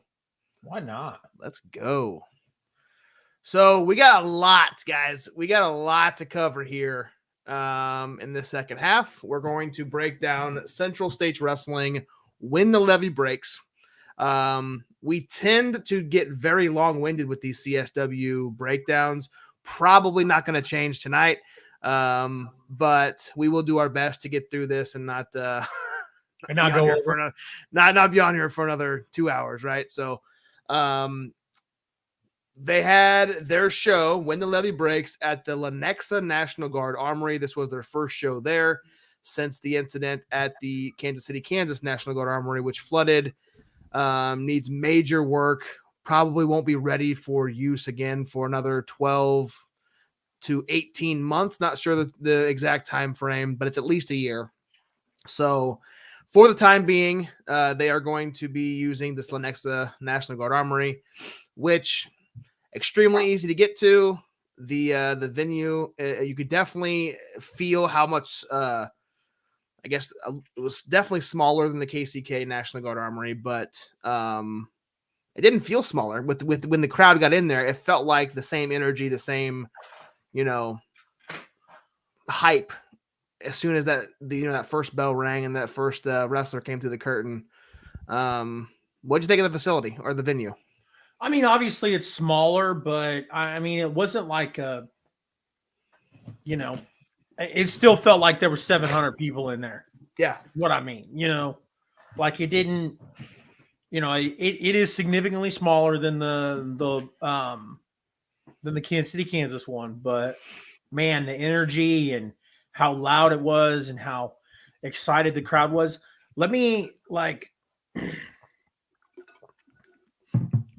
I don't want Joe to hear this and then Joe get mad at me, but I had my doubts about when the levee breaks, right? And I'll say this now because the reason why I can say this now is because I feel like I can say I was wrong. So, it's kind of like a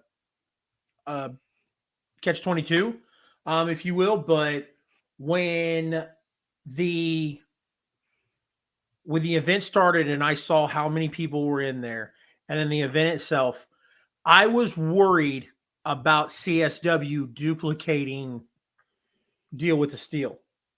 There was a lot with Deal with the Steel, man. Kansas City, Kansas, bigger venue. Championship match, old school NWL championship match, right? The Mile High Magnum Dak Draper against the Monarch Jeremy Wyatt for the CSW championship, big match. Yep. The Deal with the Steel, the cage Ultimate match, Jeopardy, yep. The Howlets. I mean, there was just so much with Deal with the Steel where, like, if there was enough seats, I think they'd have broke 700. Agreed. When the levee breaks, and I'll admit, I was worried because I was like, man, Deal with the Steel was a really big event.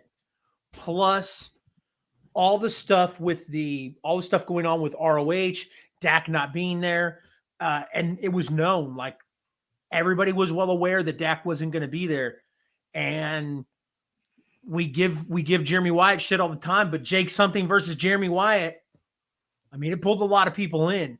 It did. So I don't know, man. Like I said, I'll admit I was wrong, but man, I had my own personal doubts with when the levee breaks because of coming off of Deal with the Steel and it being a smaller venue. And like I said, if that venue would have been any bigger, man, I think I think it would have packed. I think it would have packed 700 or 800 people easily. Yep. So yeah, and this, they had standing room only pretty much. Twice in the event toward the first couple matches, they kept, hey, scoot over. They have one seat in the middle of a bunch of people. They try to get everybody to scoot together so they could get families or groups of 2 or 4 to be able to sit next to each other. So yeah, are you wearing a Snuggie? I was like, teach me how to Snuggie. Teach me how to Snuggie, but it's not. It's just a hoodie. It's a very big, comfortable hoodie. Kai, I was reading that. Kai said, so did I. The venue being flooded, the ROH opportunities coming off of a huge show. I was scared, but after the dark match, I was proven wrong. Agreed. I mean, it's just nuts. Yep. Chase, you look like you're wearing a Snuggie. Yep. So, teach me how to Snuggie. First match. And this was I immediately saw when we got there and we were setting up our table. And I sent you a picture because you technically were not supposed to be there. You were going to be at the or you thought you were going to be at the 101 awards for the majority of the evening. Absolutely. You had the privilege of being able to attend both, which is awesome.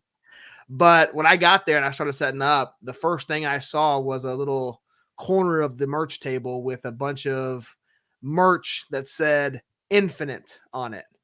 And immediately I got excited because you know how much of a fan I am of Ryan the Infinite from KCXW. Saw him wrestle a few times. He's been on the show. He was one of our first guests. First guest, actually, that we made a intro video for.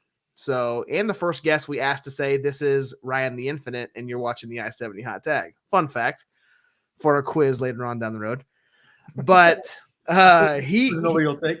Nobody will take. Yeah. He got his opportunity with Central Stage Wrestling again. This is his second time. Second or third match. We're live on the Tiki Talk. My bad. That's what I was doing when I was having you hold on. We went live on TikTok. Gotcha. And I'm not wearing my headphones now. I changed my audio, so now the people can hear you. Nice. So awesome. You say what's up to TikTok. What's up, TikTok? How you doing? Appreciate you joining in. This is the I-70 Hot Tag. The Infinite took on a newcomer, Orion Starlight, in a fantastic opener. I recorded Ryan's entrance. Love his look. Love the glasses he has. The flashing mouthpiece. In a good opening bout of what is soon to become a fantastic event. So they kicked it off right. So, Chase, anything? No, I mean, it was awesome to see Ryan. Ryan has wrestled in CSW before. He was in a dark match with, or no, it was not a dark match. It was a opening match. He teamed with Dallas. Yep, him and Dallas against the Premiers. So that was lots of fun. I was very shocked to see him, and I kind of did the same thing you did when I saw him. I was like, I kind of popped. So, yep. Pop of the night. So, second match, tag team match. A match I was extremely excited to see.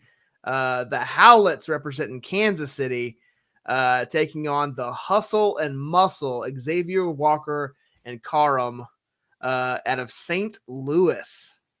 Yes. What'd you think of this heavy hitting matchup?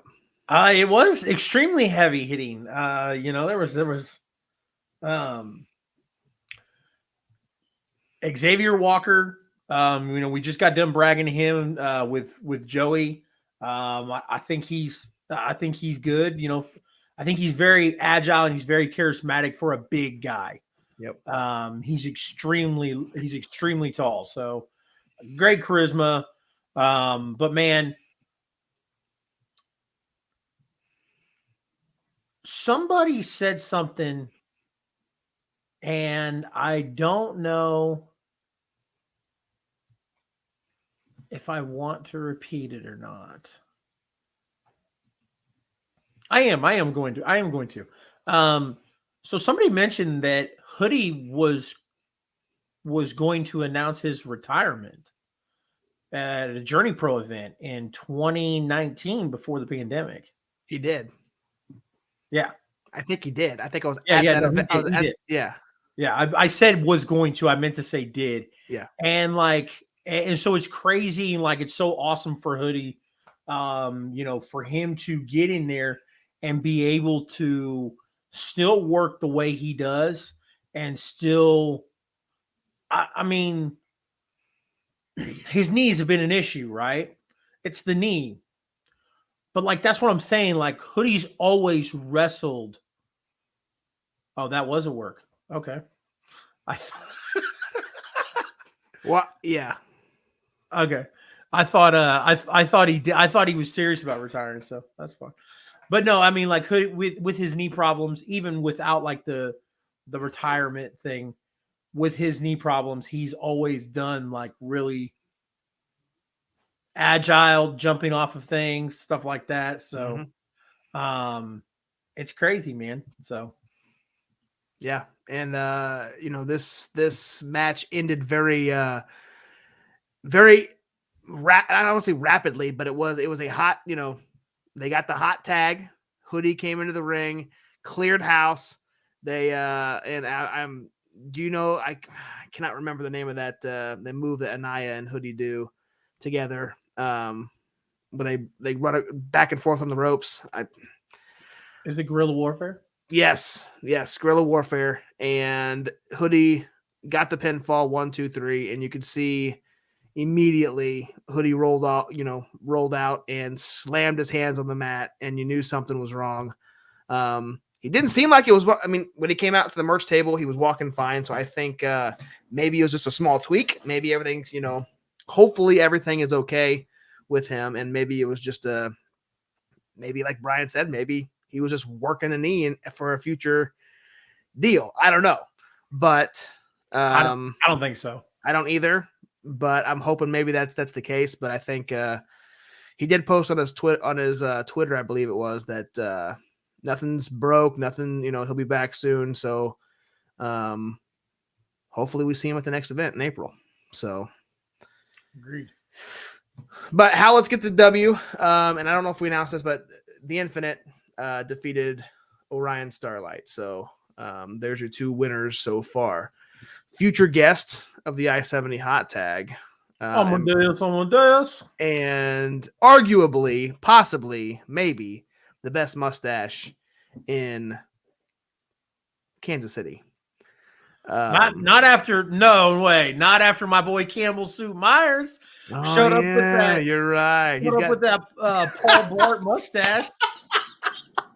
I totally forgot about that. I forgot. Anyway, he showed up in that T-shirt and then his trunks. Like, dude, my guy looks straight up like he came from the police academy, and he's about to go beat some kids' asses for smoking weed down at the park. That's what he looks. That's what Campbell looks like. Oh, that's great. I told this story already, but I'm going to tell it again. Campbell didn't think it was cool, and Dan the dad was not having any part of it. But I was trying to pitch. I was like, bro, you could be Uncle Campbell or Uncle Soup, and you could team with Dan the dad. You guys could be a dad and uncle combo. And he was like, no, fuck that. So he was like, nobody thinks that's cool. And then I was like, Dan the dad loves the idea. And then I looked at Dan, and Dan goes, I don't want him. Oh, that's great. You got you got a Dan the dad autographed mug now, don't you? I did. I'm trying to get this all set up to where I can put some stuff behind us. Yep. Obviously, this championship will get moved when I get the I-70 hot tag championship. But Gears Kai says Amadeus Rex versus Jameson Holly, mustache versus mustache. Book it, Strider. I love it. I would take that. I would take that. And then look, Mark Pro Wrestling Kang Pan. What's up, Mark? House. Thanks for tuning in. Absolutely, sir. So Rex Amadeus took on our first guest on the I-70 hot tag, the hair metal heartthrob, Dallas Cade. What'd you shake your head for there, Chase? Because Dallas lost 2 matches that he shouldn't have. Yeah. Since he's been back. He lost to Sam Beal, which that was a bad call. I've already voiced my opinion about that, and I'd say it again. That was a dumb call. Dallas 100%. Dallas Cade comes back and at this ominous entrance and theme music, and then he still gets beat by Sam Beal. Yeah. Who's booking this shit? I'm waiting for that. Bruce Pritchett. Yeah. Yeah.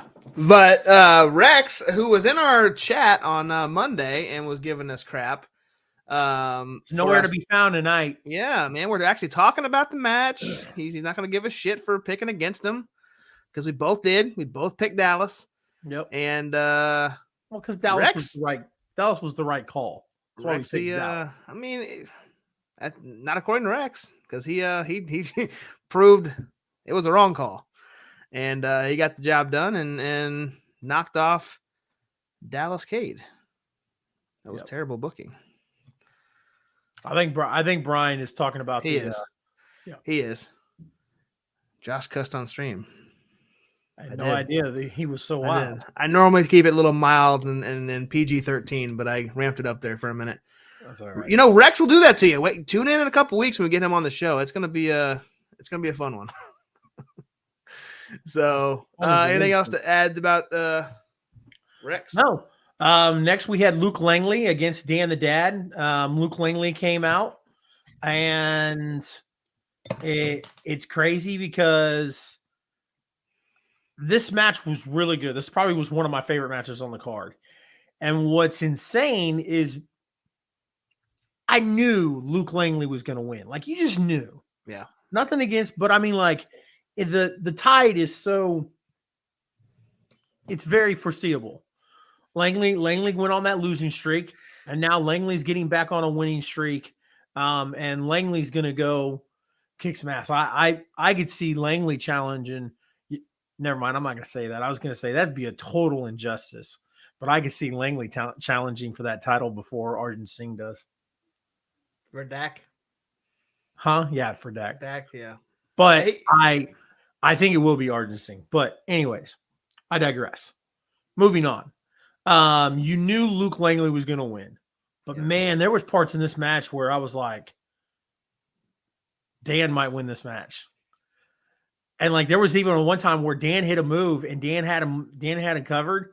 And I was like, this is over. I was like, Dan's about to win this match. Like, this is crazy that they're about to do this to Luke Langley. Like they acted like they're gonna put him on a winning streak and they're gonna put him back on a losing streak. I was like, what is going on? And then he kicked out, and I was like, dude. So great storytelling in that entire match. Absolutely. Like, you know, and I that got me in that spot as well. I was sitting next to Megan, and we both, like, you know, Dan hit that move and went for the cover, and I said, it's over.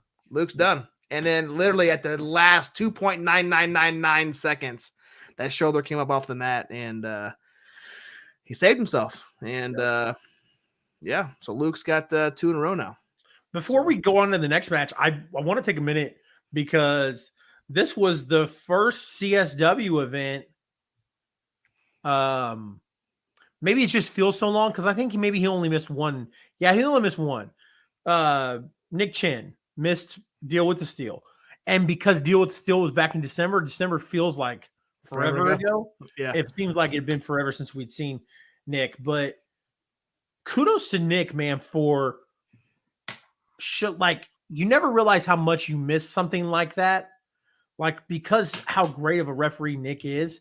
I'm not taking anything. I love Alex. Like, I told you, like, bro, I love that kid. And then Mr. Kennedy, like, all 3 great guys, great referees. But Nick Chin just has something about him.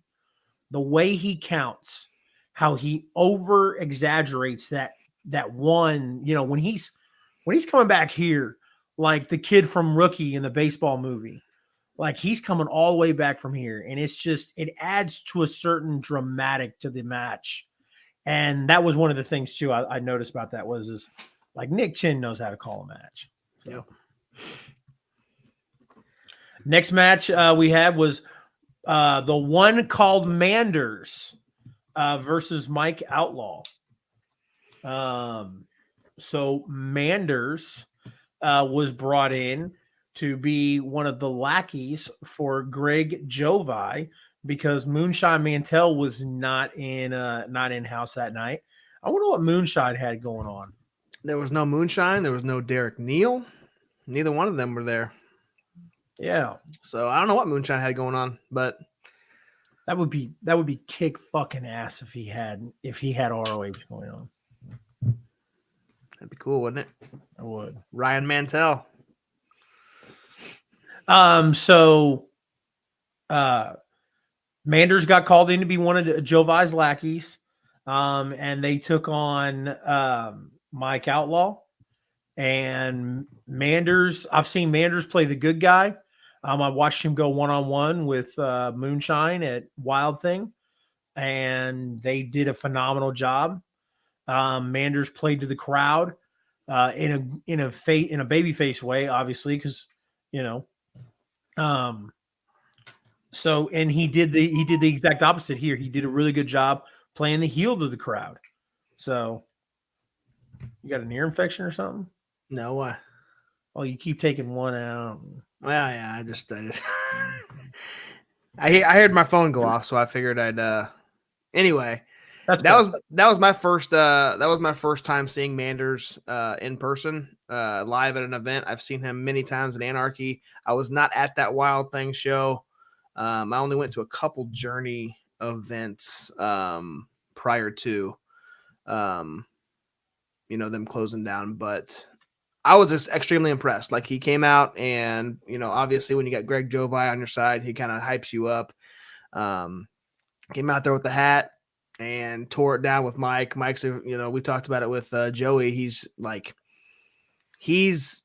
the next, he's going to take it the next step very, very soon. As far as I could see him being on TV in the very, very near future. He's that damn good.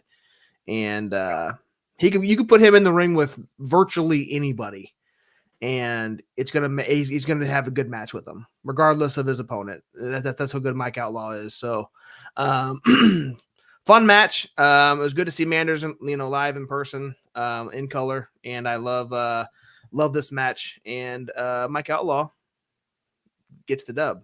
So.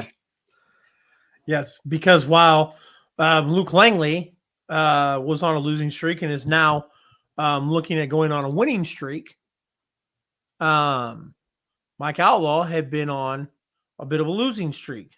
Yep. So it's nice to see. It's nice to see Mike get some love here in Kansas City. Definitely. Yep.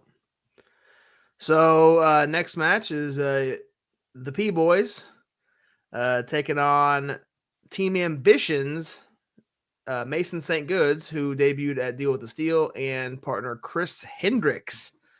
Yes. And if you have not seen, like Chase already mentioned, if you had not seen Campbell Meyer since Deal with the Steel, he has a very, very different look than what he did in that cage match.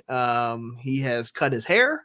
He has very short hair now. He has a mall cop mustache now. And looks completely different. I mean, obviously same guy, but looks completely different than what you're used to seeing. But fun tag team match. This match actually happened. It was kind of cool. We saw this in I believe it was Glory Pro in January at WrestlePocalypse. This same match happened reverse decision, I believe, if I remember correctly. I believe Team Ambition got the victory in that one, but Premier get the victory here. I'm very very impressed with both members of Team Ambition. Agreed, Brian. Campbell still sucks. Still sucks. Yeah, but I'm very impressed with Mason St. Goods and Chris Hendricks. They are phenomenal talent. Both guys played have great characters, and they great in-ring work. And working with the Premier, we give them crap all the time. One of the best tag teams in our area. Made for a fun match, man. Like it was super fun, back and forth, and we only got one P Boys. We didn't even get a chant, but I did yell P Boys, I believe at least once. There's another guy that chants P Boys with us when he goes. But good to see those guys from St. Louis from Team Ambition come in and work that event. They both looked really great. But the Premier is like the next big tag team in Kansas City, right? And the only reason that they're not bigger is because they just happen to collide with the best tag team in Kansas City. Like if it had been somebody else, anybody else, then the Premier could have upped on that and taken advantage of that. But the Premier is not going anywhere but up. Yep. From here on out after feuding with the Howlets. Sounds like we're going to get the Premier against Camaro Jackson and Mike Outlaw because that's who they were calling out. And then what really was weird. Oh, yeah. How did I not mention this? Was Roscoe Leach not cool with beating down the guys from St. Louis, and he just walked out. Could you imagine people actually cheering for the used car salesman, Roscoe Leach? No. And here's what's crazy is he's really trying to play up this good guy act. He had his wife and kids running his merch table. Yeah. I didn't even know he had a wife and kids. Yep. Yep. Yeah, it was it's a weird dynamic. We're going to talk about him again. He makes another appearance later on in the show.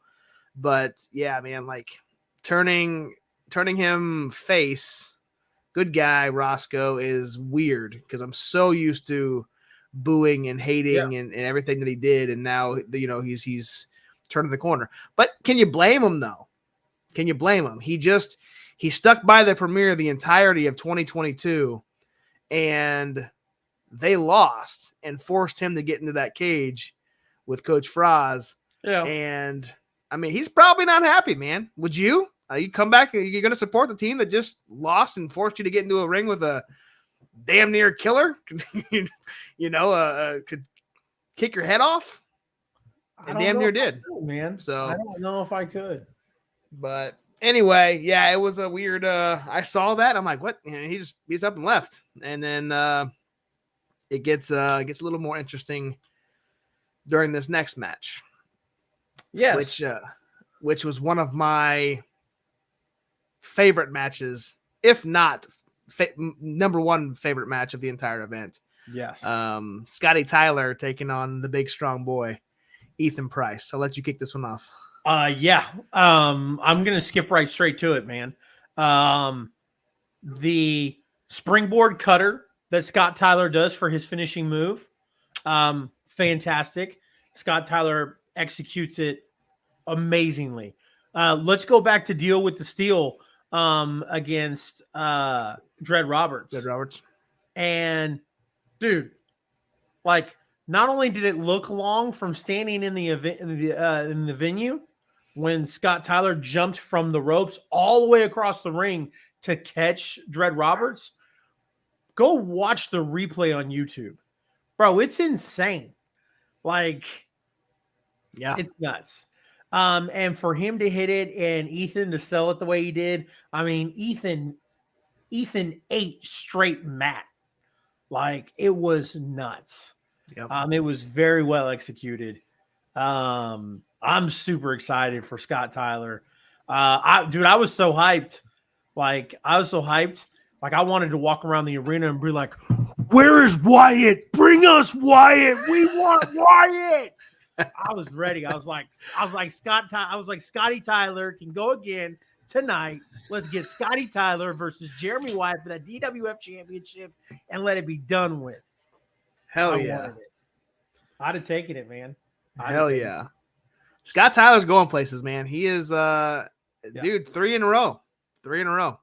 And just unfortunate for Mr. Ethan Price that it was not Arjun Singh who stepped in front of him. Ethan filled in for Arjun, and Scott Tyler is on an absolute tear. And you're right. That's my favorite. That's my favorite finisher in the independent scene in our area is that springboard cutter. And if you go on to if you follow us on TikTok or Instagram, or if you don't, go ahead and go do that. I did happen, by sheer luck, I happened to record the last minute and a half of that match. I think it was under a minute because it was a minute long video, but I recorded it and got the entire finish of that match, and I had it zoomed in, and it was a fantastic way to end that match. And nothing against we know Gears is a big Ethan Price fan. I am too, and that match could not have been any better. I think they both executed that to perfection.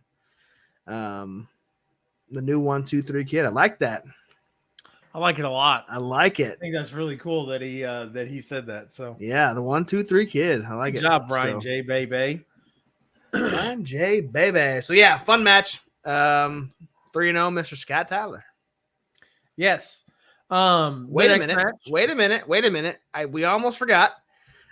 During that match, Roscoe Leach returned during a time where Ethan Price had the upper hand and Scott was leaning against the ropes, and Roscoe came out. I didn't even see him come out. I just heard him start yelling, and he was out there, and he said something along the lines of, these fans love you, get up and do something. These fans love you, or something along those lines, and was helping support the face, Scott Tyler.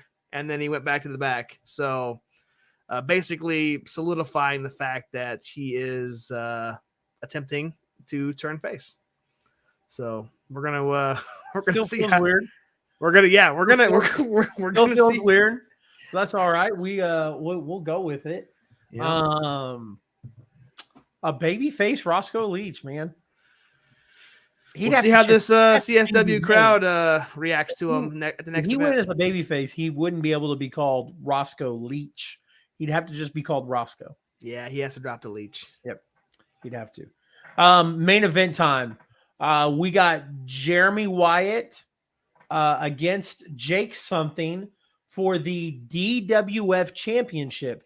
Now, with that being said, reminder to everybody who's watching that CSW has a champion that they crowned, the Mile High Magnum Dax Draper, first ever inaugural CSW champion, because they don't recognize the DWF championship. Or no, that's the problem. They do recognize the DWF championship, but the DWF isn't around anymore. So it's really weird.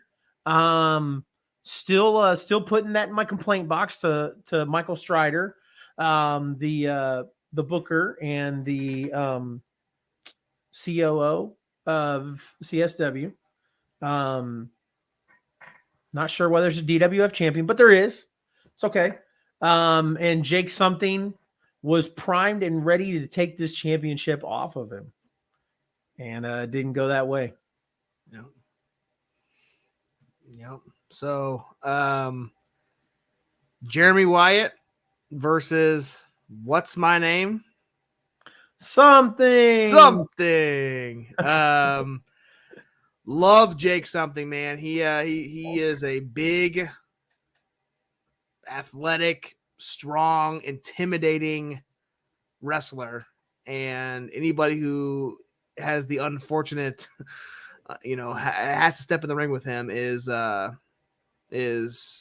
usually on the losing end of a beatdown, and this night was not that. Jeremy Wyatt was able, with every ounce of strength in his body, to get Jake something up for that coronation pile driver, landing him on his head to defeat Jake something, and still your DWF heavyweight champion to end the night is the Monarch Jeremy Wyatt. So great main event, man. Great. They tore it up. They tore it down.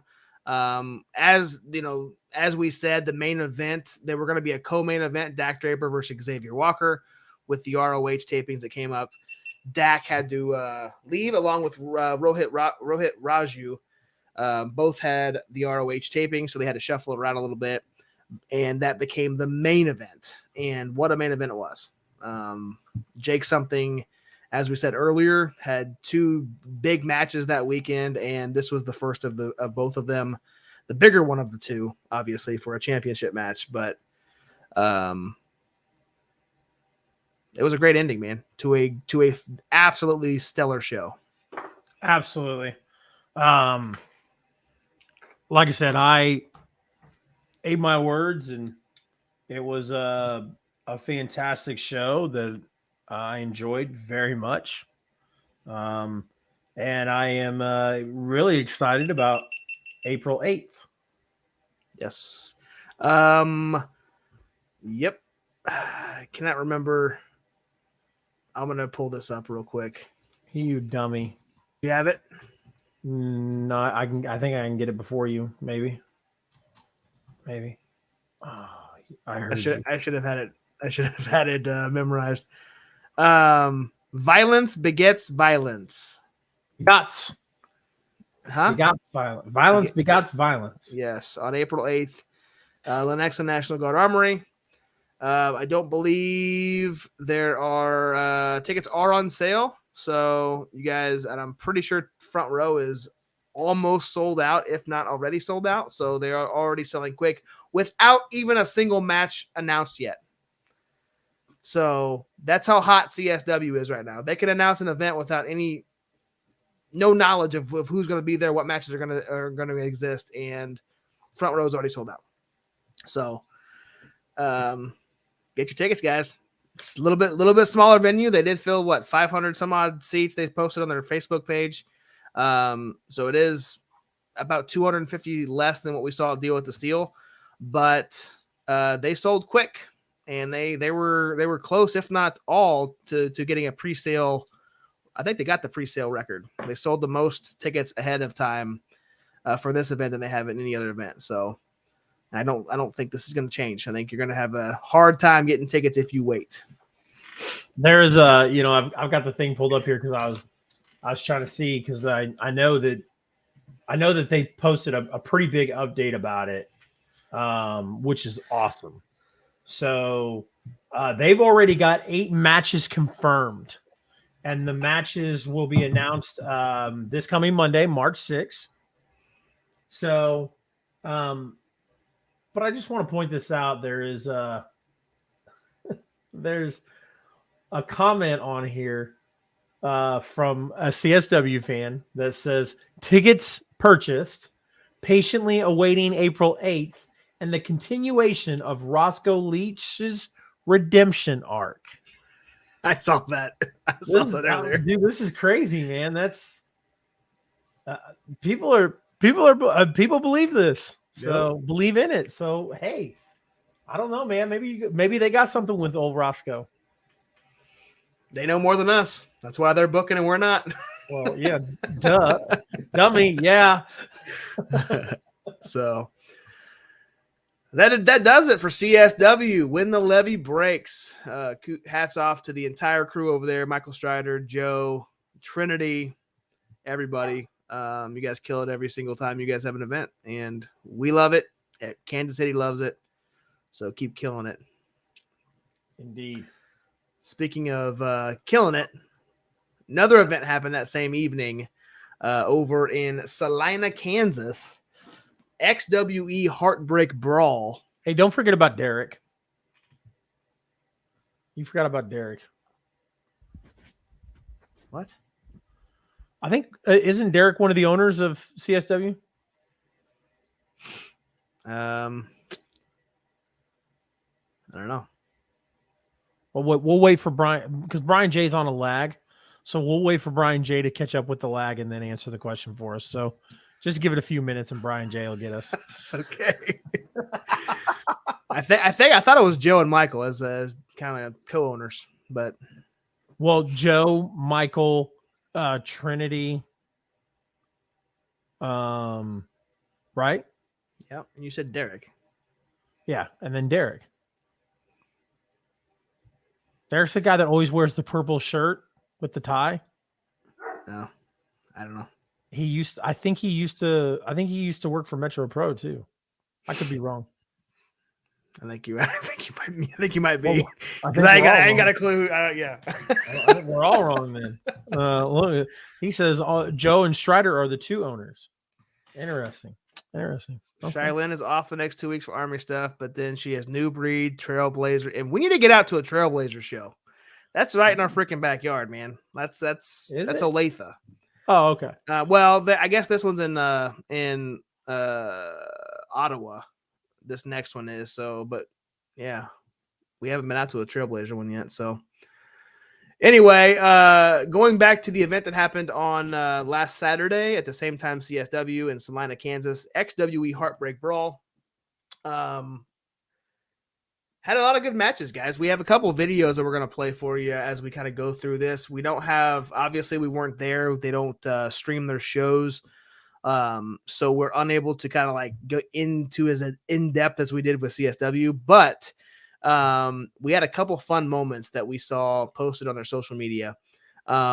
First of which is the debut of Mindy Grace, who took on Skylar Slice.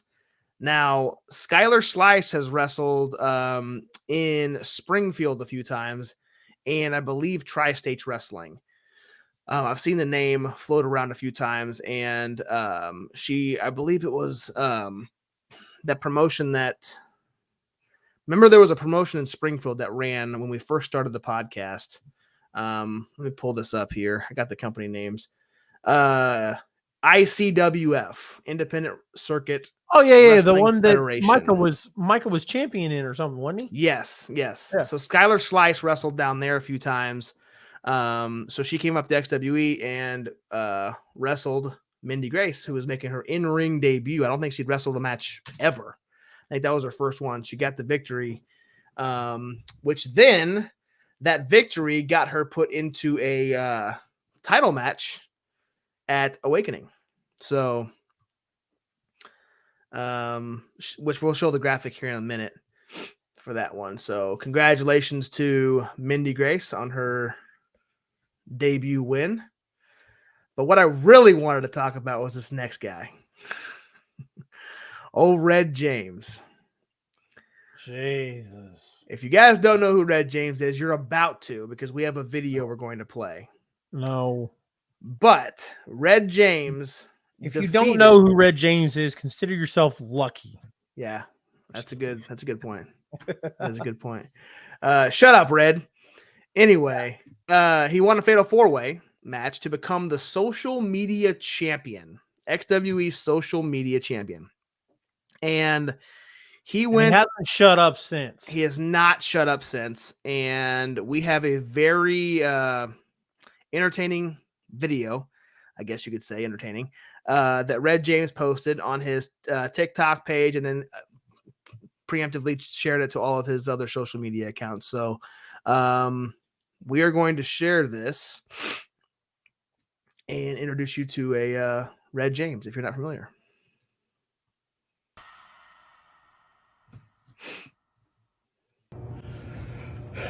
XWE. I said what I was going to do when I came out and I did it. I pinned that Nancy Chance Kerrigan 1, 2, 3 for the XWE Social Media Championship. Mwah! Eat shit, Nancy boy. Hey, Jay! You were in a tag team match? I won. With Sam Stacko. Yeah, I won. Nobody remembers your name. Oh, yeah, they do. Yeah, you lost that 4-way to match against us. Title that you didn't get a shot at. Watch this next one. Oh, I am the new social media champion. Who are you? Bitch, I'm the heavyweight champion. Hey, Sam. No one remembers your name because you were tag teaming with Drake Gallows, but I won the social media championship. Hey, Brad. Fuck UWO. I just won a championship at XWE. Shut up, Brad. Hey, Ricky. What's the title you lost?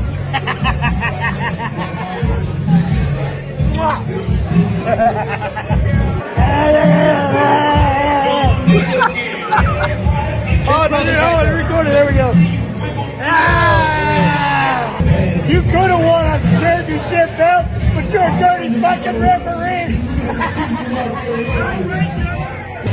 Hey, Logan Knight, for your birthday, I'm the fucking champ.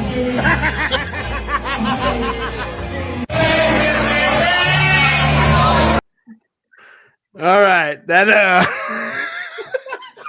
so that actually is an extended cut because what they posted on their social media it ended after the referee, and then I didn't realize it went longer than that. So, dude, I was gonna shit on it, but I can't. No, it was great. It's so fucking great. Oh, that's Red James. And so XWE posted on their Facebook page that on March 6th, Red is going to start accepting open challenges for that social media championship title. And I believe this open challenge goes to anybody who wants to challenge for that title. I went on there and suggested that CR Media take that step and go challenge Red James for that championship title, because why not, right? I mean, why not? Yeah. Go shut him up and get that victory. And what did old Red say? I don't remember. He said something about you two run a podcast and are two fat asses. Go grab a microphone and a hot pocket and drink a cup of shut the hell up. Yeah, that's what it says. Hold on, I can share my screen actually. That was Kai. That was Kuda without the face paint. So and Kuda is their champion. Yep. Oh my god. That was great, dude. I died when I saw that. So I gotta record this for the show. Yeah. Give me 1 second here. Boom, there it is. So the comment says, I got the stupid thing for whatchamacallit for TikTok right there. All right, TikTok's gonna have to deal with that. Suck it.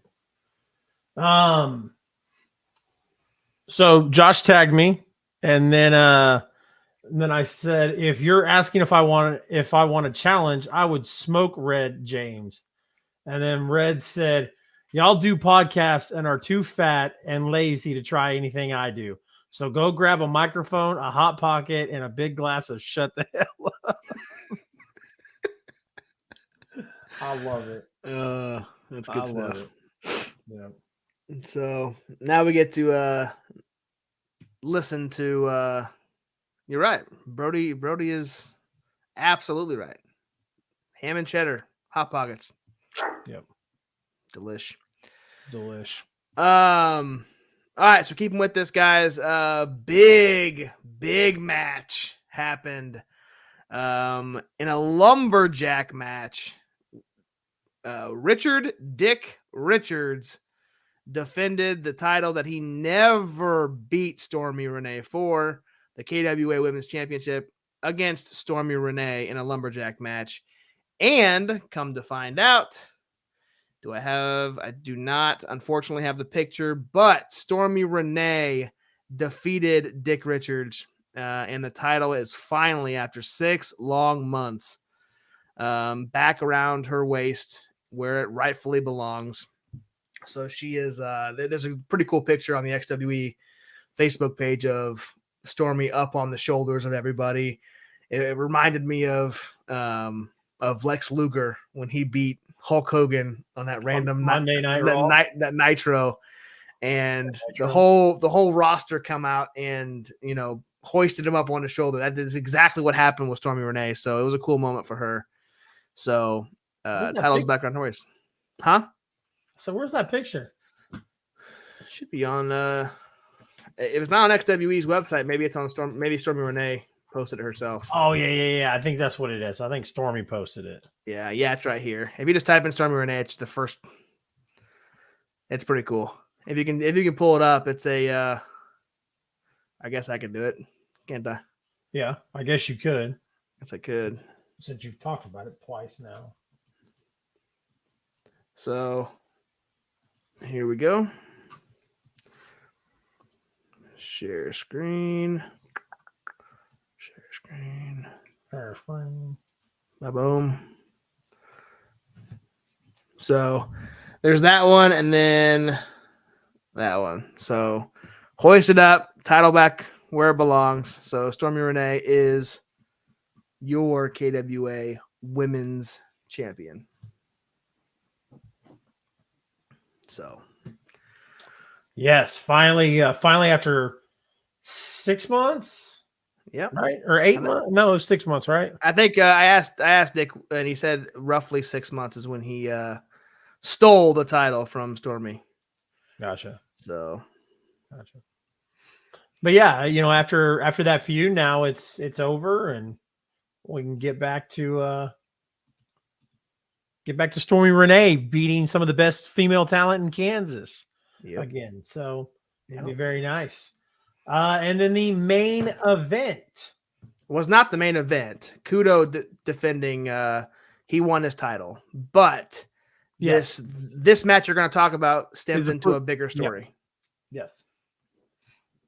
And it's Johnny Faith retaining the United Liberty Championship.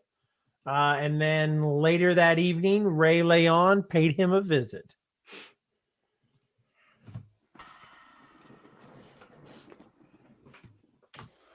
Ladies and gentlemen, the auditorium doors are open here. See, Apprentice Scotty Tucker. We're here at XWE back at the field house, and I'm here with the United Liberty champion, Johnny Faith. Now, Mr. Faith, you just had a successful title defense against one Leo D. How you feeling after that? Well, Scotty, let me tell you something right now. Scotty, hit the road. We don't need you here. Let the stars speak. Actually, Star. Good job, Johnny Faith. Whoa! Johnny Faith! You know, I heard rumblings that your fans, the fans that you think that support you, didn't believe in you, but you beat Leo D, man. You did it. Come April 8th, dog, you're going to come to the realization that I am him. And on April 8th, that right there is mine. And so it shall be done, because I am the illustrious one, and I am him. Oh man, see, that's my only problem with that promo. I've watched that. Ray Leon knows what it's like to be in a war zone, but at Awakening, he will soon find out.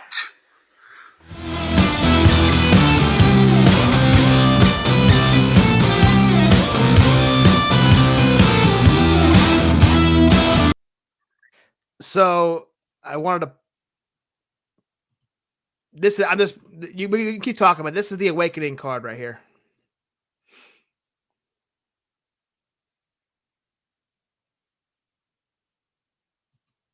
Are you gonna speak? No, I'm not. Anyways, Ray's promo, would have been that much more badass if he just said, "So it shall be done, because I am the illustrious one, Ray Leon." But he had to ruin it and say, "I am him." Yeah. Trends. I thought the promo was fantastic, and I think promo was fucking awesome. Yeah, it was a good lead up to this match. You can see XWE United Liberty Championship, Ray Leon versus Johnny Faith. You're gonna get Chance Kerrigan going against Red James for that social media title.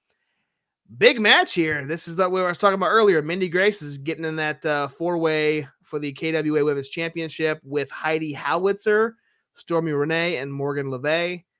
And then Aaron Helms versus Remington Roar and Paradox for the Heartland Championship. And then big match, man, Kuda against the realist Calvin Aldridge for that XWE title. So this is a big event, man. Lots of titles being defended here. And what a great event for Calvin Aldridge, rocking the KCXW championship and now going over to Kansas to compete for the XWE championship. I don't know, man. I mean, it's against Kuda. So I won't say, hey, it's not Calvin Aldridge's time. Because the last time I did that, all these wrestlers keep coming on the show and like making me eat my words. So specifically the KCXW guys. Yeah, I know, right? We had Blair Dior last week, had his cell phone ready at the exact moment. Like, tell me how come Blair Dior knew the exact moment when to start the video? That caught me completely off. I had no idea that was coming. That was great. Yeah. Tobias did the same thing, man. Right at the beginning of our interview, Tobias Storm came out and started off hot. So, yeah, it was good stuff. It was great stuff. Awakening looks amazing. So now I guess like when the levee breaks and Awakening will be the same day. Well, CSW, not when the levee breaks. It's violence begates violence. Violence begates violence. Yep. Yep. So, but yeah, so very excited for both of those events. But yeah, Ray Leon versus Johnny Faith for the Liberty Championship. It's gonna be fun. It's gonna be a blast. We're gonna see some shuffling, I think, of some champions here in XWE. You think so? Don't know which ones yet, but I guarantee you, not every title is gonna remain with the champion. There's gonna be at least one title change. You think so? So I do.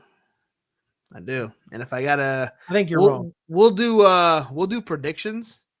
You think I'm wrong? We'll do predictions at some point, not now, but we'll do it when it gets closer to time, when the card's finalized.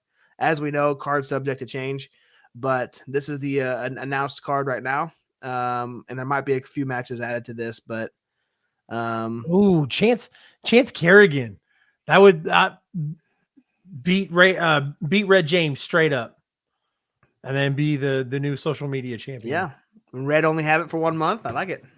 I love it. He can blame it on, he can go on this run where he's beating a bunch of nobodies. I'm sure he's going to do something where he's like podcast guys or some random person at the grocery store. He's going to be filming, and he's going to go in and lose the chance and blame it that he defended it 25 times over the last month. That'd be a good story to tell. So it would be. WLW was also this weekend. Salute to the Soldiers event. Austin Muitalo versus Kenny Alfonso. What the F? Yeah. So I got 2 pictures that Austin posted after his match. This one here was from 2018. I believe it was just right after Austin got out of training, I believe. So this is him with Kenny Alfonso. What would that be? 5 years ago, 6 years ago. And then this is his picture of this past Saturday in the same ring, wrestling Kenny Alfonso. So, dude, I could only imagine what that match was like in person to see it. I mean, 2 absolutely phenomenal in-ring performers. Bro, you can look at the crowd. That picture is amazing. I don't know. I don't know who to give photo credit to on that picture. Amelia, I believe, and I don't want to say wrong, but I won't even say it, but I'm pretty sure I know who took the photos. Well, like I was going to say, that photo captures so much. Like, you can tell by the faces in the crowd, like even like the bottom rope, like cuts off some of their like mouths. You can still tell by the faces, like the reaction from the crowd, the servicemen in the background there, the look on Kenny's face, the look on Austin's face. I wish I need to know if somebody has footage of that match, because I would kill to see that match. Yeah. Agreed. That match had to have been. I mean, God, there was another great match as well, but this one, with an unexpected match that was not advertised, this had to have absolutely killed. So I agree. If anybody has footage of that match, and I'm sure Austin posts, I think, on his YouTube page, his matches. He watches sometimes. Who knows if you're in the chat, Austin, if you're listening to this, hit us up on the I-70 hot tag and shoot us a link, because we will gladly use that as some bonus content for a watch along on the pit stop. Hey, speaking of, did you notice Slammer was on the show earlier? I did. We were deep into a question with Joey, so I wasn't able to. He liked the stream as well too. I got Chris Slammer and Slammer both, 2 different accounts he liked the stream on. So nice. Appreciate that. That. So give me 1 second, sir. Okay. I'm going to what? Well, I was just gonna move on to the next match on WLW. Unless you were gonna show something else. Nope. Give me 1 minute. Okay. So the next announcement, I guess, there was a match that I was assuming was going to be the match of the night, until I saw Kenny Alfonso and Austin Muitalo advertised, and these 2 matches could have absolutely torn the house down, and could have fought over which one would be best match of the night. But Raheem De La Suede, the junior heavyweight champion, defended the title against Matt Sydal. We talked about it a little bit earlier with Joey, but much to our surprise, and Chase and I both predicted this incorrect, Matt Sydal went over on Raheem De La Suede and is the new WLW junior heavyweight champion. What a crazy way to end that evening. I don't know if that was the main event or not. But for Sydal, though, to walk out as champion here, he's got the talent, obviously, but I was not expecting this to happen. So agreed. All right, guys, that's the 2 topics I wanted to talk about with WLW. Like I said, if anybody has any footage of that event, shoot it over to us. I know they do post a few times on their socials. I don't watch along. That'd be awesome. That would be. Both of those matches, the whole event really, but those two matches in particular, I need to see. We need to see. So agreed. A couple more topics, guys, before we get out of here. Anarchy posted that they have announced another match for the As Seen on Anarchy happening in April, on April 14th. Gary fucking J is taking on Anakin Murphy. Should be a fun match, man. Love Gary J, and Just ask and I'll fucking do it. This one's for you, Ryan. you all right, Jace? Yeah, I'm trying to. I was trying to turn off my thing. Probably turn on the volume. Well, no, I'm trying to turn off my TikTok. So gotcha. And then like it went to the TikTok feed immediately, and I was like, "You fuckers!" So, all right. So yeah, Death Wish Anakin Murphy against Gary fucking J on April 14th. I don't know, man. Day after my anniversary. I'll be flying. I'll be in on that specific day. I'll be in Jacksonville, Florida. Oh, damn. I was gonna say, I completely forgot about that, but I was gonna mention, might as well just go to St. Louis on April 14th and just stay till Sunday. Right. But all right. April 14th. What is that? That's a Friday. Okay. That's a Friday because the 13th is a Thursday. We'll be in we'll be in Florida that week. Or the entire week.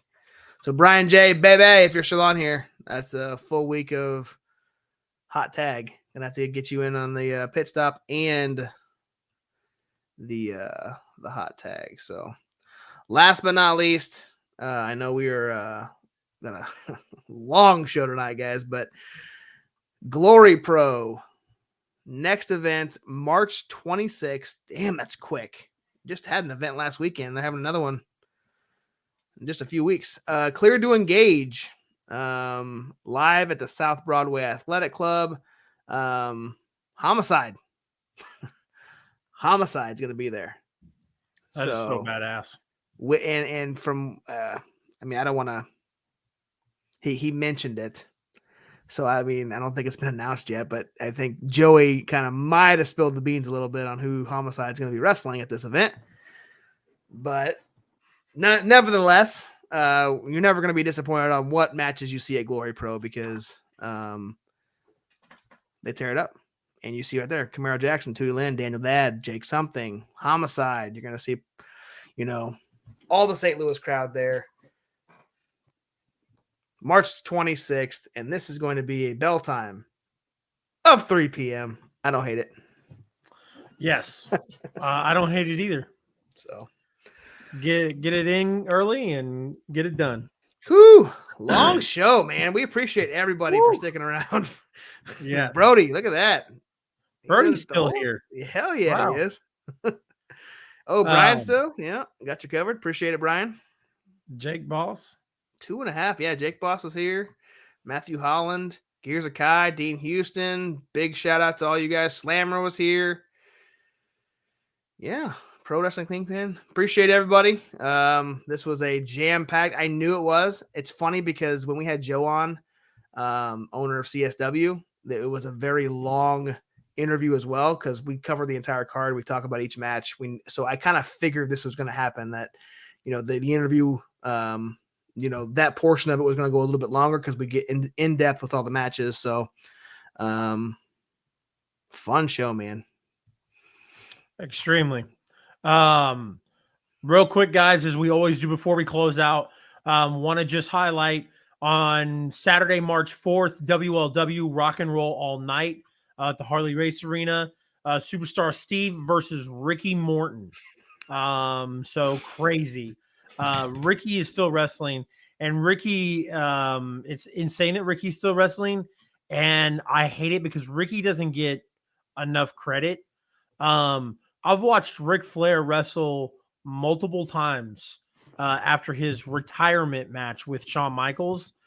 And it's crazy because Ricky looks like he's like, don't get me wrong, Ricky looks old in the ring, but Ricky doesn't look his age in the ring. Ricky looks like a 50-year-old in the ring. He moves very fluently, and it's not, they're not like what you think older wrestlers like Ricky and a lot of your old timers. It's not as clunky as what you think it would be. It's very well put together. So and then on March 18th, Grandel Wrestling presents St. Louis versus the World 2, Motor City Machine Guns versus Technical Difficulties. Josh and I will be there in person to watch that. And Brody, Brian, Jay, and maybe a couple other people will make some appearances as well. Then also on March 18th, New Breed Wrestling is going to be in Eldon, Missouri. And then on March 25th, Trailblazer Championship Wrestling presents Bunkhouse Brawl in Ottawa, Kansas. And then on March 26th, Glory Pro Cleared to Engage featuring Homicide will be available as well. Guys, don't forget to stop with us Monday night. The pit stop be your last stop on the way to the I-70 hot tag. We already watched a Jay Fowler match, so I don't know if we'll watch another one or if maybe we pick something else. Maybe we watch his if they've got it posted. Maybe we watch his match from the last Journey Pro event where he wrestled JDX. They don't have it posted. Okay, then they didn't have any cameras there. They did. They had it for their use. For their use. So yeah, you're right. We can't watch that one. I don't. We'll just trust me. Fowler has a lot of great matches, so we'll find one. Yeah. And then, like I said, if not, we'll dig into the vault and watch some old NWL with Leo Howlett and I forgot. Was he Anaya? I don't think he was Anaya. I think it was Leo and. Yeah, I'm not sure what his name was. Yep. Anyways, and that'll do it. And then on March 9th, guys, we will have Bad Buns Jay Fowler on the show. Guys, make sure you follow on all forms of social media. Make sure you join the Discord. Make sure you're a subscriber to the Twitch, because if you are, then you can join in the Discord and watch AEW Revolution with us on Sunday night. Other than that, make sure you follow the I-70 hot tag, the real Josh Elliott, and CR Media 1988 on all forms of social media. And until next time,